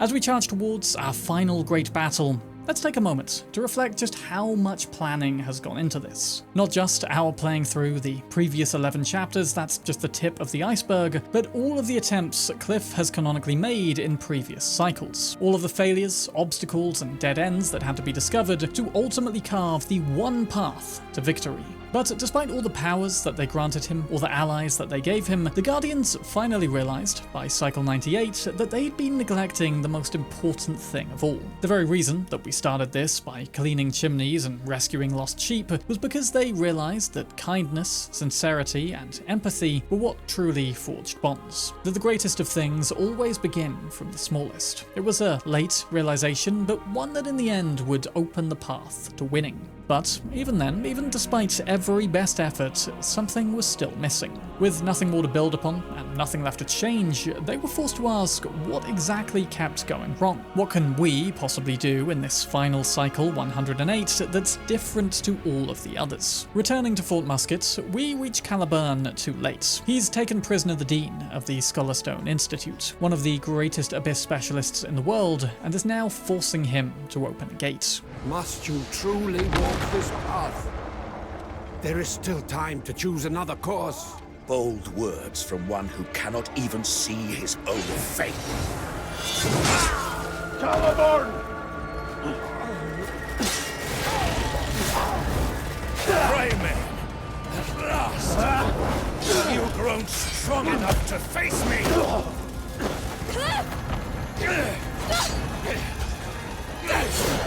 You think you two alone can stop me? Enough! You dare oppose me with such feeble power? Pathetic. Stand and behold. The moment all falls into my grasp. Now, much as this cutscene sets up the final confrontation in the Abyss, I do think it's a shame that we didn't get another boss fight here. This would have been a perfect opportunity to properly team up Cliff, Damian, and Unka, and have them fight Caliburn together. They could have still lost, or Caliburn could have fled at the end, but for Damian especially, getting knocked out being the final thing she does in the story is kind of a shame. But with Caliburn now having opened the final Abyss gates, we're free to follow him from the end of any of the other abyssal routes, taking us to the center of the abyss called Dimensional Bonds. Again, described as the abyss that connects space to space. Widen your perspective, and you shall realize that what you know is not all that exists. Now again, I think this description directly references the fact that other versions of this world have existed before, and whilst they may have been erased or reset, the memory of all of them is stored up here, with the void above keeping memory of all. As we reach the very center, another abyss gate opens, this time leading us to Caliburn for our final confrontation. But due to his proximity to the abyss, he's now actually Umbra wearing Caliburn's form. The Duke, who once swayed Demonis at will, is no more. Now, the Abyss's power and his mortal flesh have fused into one. So to call it Caliburn, or even human at all, would be wrong. He's renamed Corrupted Caliburn, but is in effect the avatar of Umbra. At last you've come. Another stone that stands in my path. Like the countless others I've crushed underfoot. You are but one more obstacle to obliterate. Let me know when you're finished. Tell me, Greymane, what sort of obstacle are you? One filled with a grand sense of self-importance, or one whose will bends whichever way the winds blow. Or perhaps you're one simply consumed by greed. So when he's referring to obstacles here, I think this is Umbra directly remembering all of the other Cliffs that have challenged him in the past, all of whom he's defeated, with the 3 qualities he just listed being past Cliff weaknesses. We saw back in the archives that multiple attempts were made to imbue Cliff with different feelings. Of course, Cliff himself still doesn't fully understand what's being said here. You consider all the innocents you've slaughtered obstacles. All that exists belongs to me. All that exists lives to serve me. And you too shall exist for me.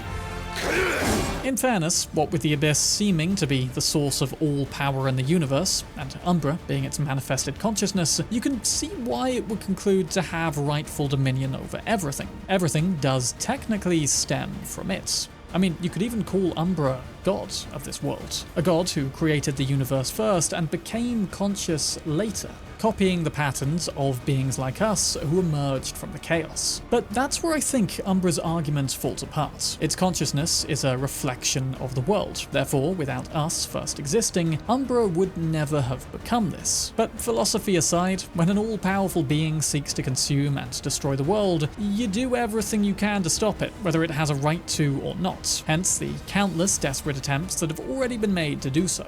I have attained all I desire. Power brings life into potential. Surrender and be made part of my design. But even despite being the avatar of a literal god, Caliburn's body is still flesh and blood, and with all the training and honing across generations, Cliff is very much able to defeat him. You cling to your naive, egoistic delusions. You are merely an obstacle that exists only to be destroyed. You think yourself worthy to stand in my way. The world will not bend to your will. Knowing that this body is defeated, Umbra resorts to use another. Of course it will. There are myriad ways to remove an obstacle. You simply lack the imagination. To deal with such a naive fool as you requires a different approach. A foolproof method. And with it, I will make you mine. So, we finally also learn what happened to Miardin. After his defeat in Payloon and retreat to Fort Musket, Miardin was seemingly assimilated into Umbra's being ahead of time. Stored as a backup avatar body should Caliburn's fail, as a more personal adversary for Cliff, who, in this moment, finally begins to understand just what he's up against. Are you Miardin, Caliburn, or someone else? I exist everywhere. I am myself. I am everyone. I am everything. Enough nonsense. I encompass all. All flows back to me. The ache in every soul. The longing for immortality. The longing for beauty. The longing for endless power. The longing for perfect freedom. The longing for unconditional worship. I am the embodiment of every dark desire. It's no wonder that Hall was so easily seduced by Umbra. That intelligence is basically a technological reflection of what Umbra already was. The Reed Devil, looking back, was clearly a manifestation of Umbra as well, embodying the longing for a friend amidst overwhelming loneliness. Almost every villain we've faced up until now has, whether they knew it or not, been an extension of Umbra's will. Perhaps not all of them, some certainly have more earthly or other dimensional origins, but those in the main story especially have been building us up to this final boss, the manifestation of worldly desire itself. You too are a creature of desire. To deny me is to deny yourself. Rejoice in this moment, for you will now fulfill your purpose. And you will be free to harbor every heart and every soul, to exist with them eternally, and carry their yearning forever. Why do you say nothing? Are you no different? I cannot become one with all. You and I cannot coexist. So all will not become one with you.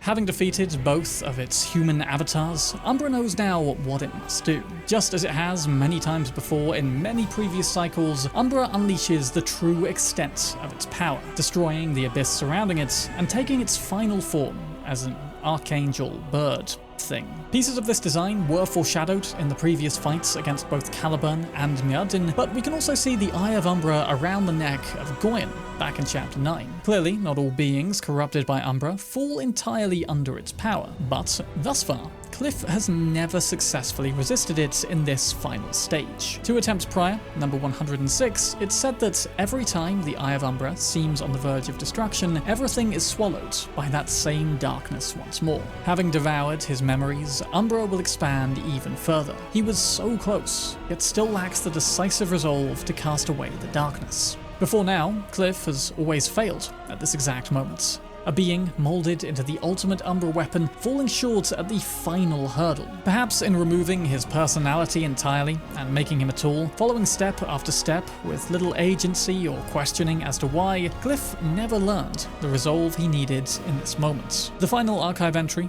number 107, reads, quote, "Whoever it may be, we only hope they can fulfill our wish. The next attempt will be our final chance. Our wish must come to pass." End quote. Though extremely cryptic, I think we can infer that the Guardians of the Abyss, in their final attempt, tried something completely new.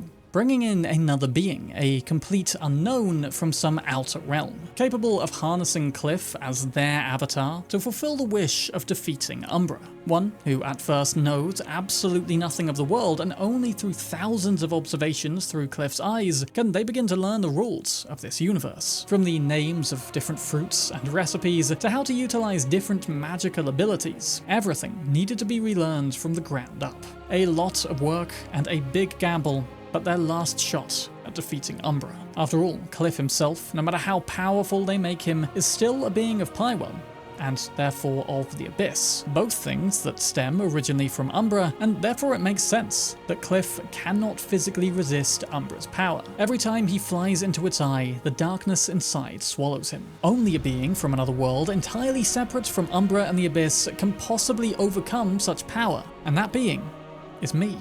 It's you. All of you. Every player of Crimson Desert, everyone using Cliff as their avatar. In the end, it's only through our intervention, our willingness to enter this world, to guide Cliff through his many trials and quests, that winning is ever possible in the first place. This time, as Cliff falls through the darkness at the heart of existence, where time, space, and branching realities converge, he immediately ages. Perhaps through the combined total of all his previous lives catching up to him, or maybe due to the differing physical laws of Umbra's domain. But whilst our intervention is seemingly what guides him to success in this moment, Cliff's own salvation comes at the hand of another. Already established as absolutely essential, Unka once again proves to be Cliff's strength and savior.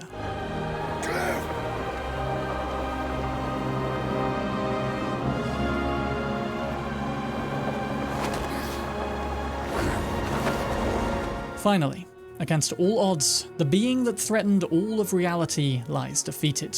For the first time, across hundreds of iterations of this world, after so many retries and attempts to outpace Umbra's own evolution, everybody lives to see another day. Awoken by Unka at a house in Payloon, a now very aged Cliff joins the celebrations. You look weathered. I've weathered a lot. The banter's new.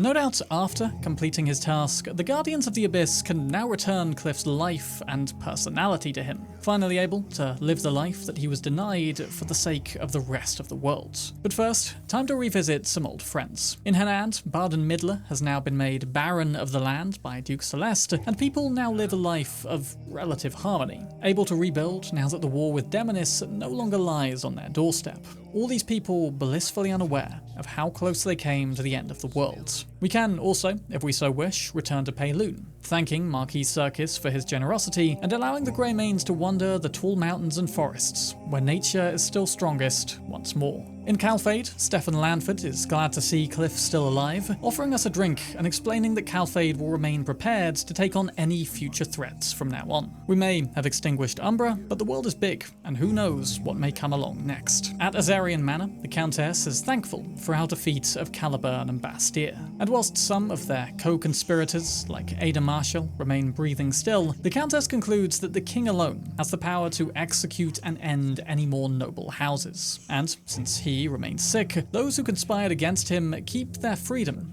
and their lives for now. But, according to the Countess, the king won't remain asleep forever. Perhaps it really was the doing of Umbra that caused his sickness in the first place. But whatever the case, as Cliff takes his leave, he concludes that another Demonician bloodbath is soon expected to happen. At the Gorthak Ironworks, Valgash is still rebuilding, now at peace with the returned real Marnie, who's offering everything he can to help the Orcs rebuild. Though, understandably, they're far more comfortable relying on their own technology, like the ATAG, which has been repurposed for work out in the fields. As for Marnie himself, he once again refuses to actually meet us in person, communicating only through the Visione. Do you recall what I said at the start? That the Visione meddles with the user's mind. In truth, that's no flaw.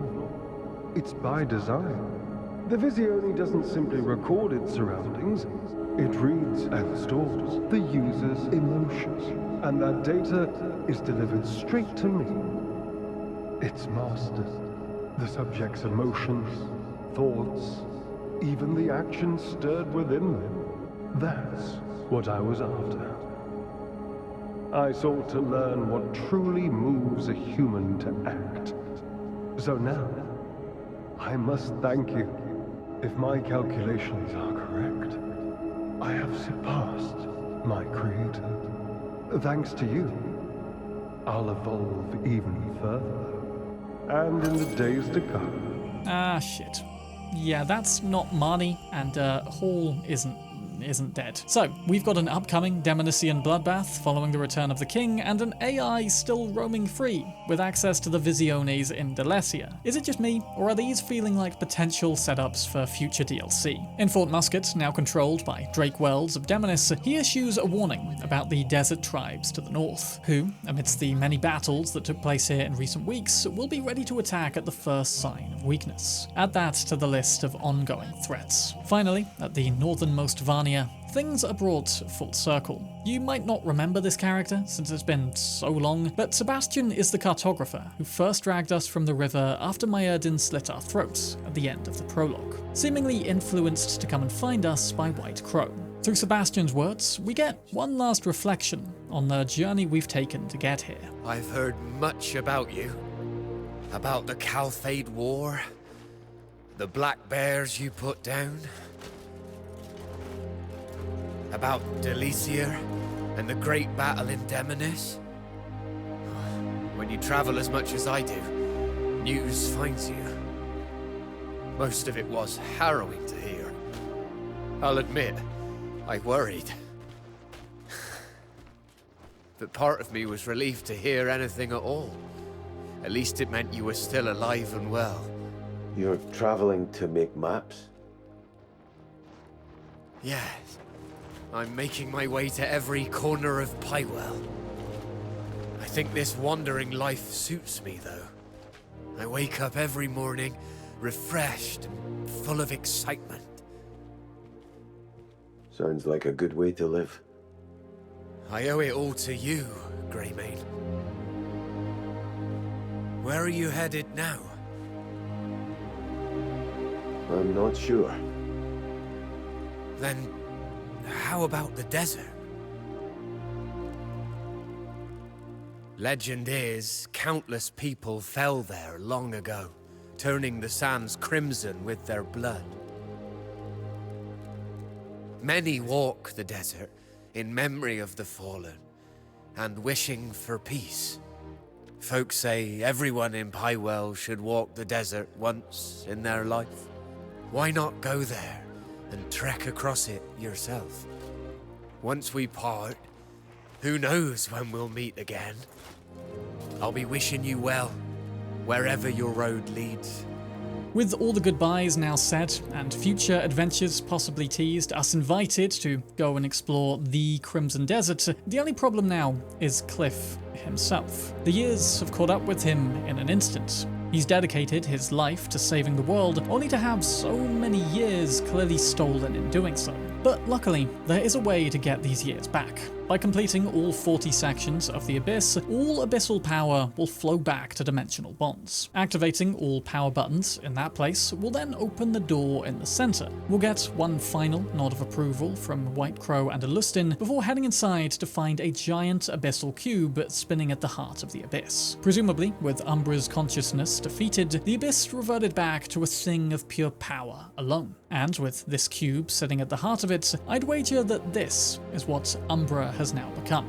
So, having made it back here, Cliff is free to reclaim the life force that was stolen from him. All the qualities that were purged from his being across the many refinements that took place over the ages. This is Cliff's reward for defeating Umbra and restoring the Abyss. So, in the end, we are indeed left with teases for more, along with a restored Cliff who could go and do more. But at the same time, part of me hopes that any future content will utilize Damien and Unkamor. Both of those two seem to have a lot of untapped potential. Of course, outside of this, there's also a ton of side content around Pywell that probably also seems random and disconnected at first glance. But I'm willing to bet that digging into all of that a little deeper as well, there will be lore to everything. Memory fragments, especially, expand on the lore of many of the side bosses in awesome ways. So, if you want to see more deep dives into Crimson Desert's hidden lore and storylines like this, make sure you like this video and subscribe for more. And also let me know in the comments what you think of all this. In making this video, it's certainly given me a newfound appreciation for Crimson Desert's storyline. I still think everything could have been better communicated to the audience. It is crazy that a crucial set of texts are locked away in the Abyss archive until the end of the game, and that you're never directed back there, and when you do find it, it's a giant lore dump. Though memories and item descriptions do reveal the lore in a much more subtle way. But overall, I think it's an impressive story they've told here, and one I've very much enjoyed piecing together. Huge thank you as always to all the patrons and channel members for going the extra mile to support content like this. Thanks to you guys, I have the time to research these projects in the detail they need. Thank you for watching, of course. I'm Sam Bram, and I'll see you in the next one.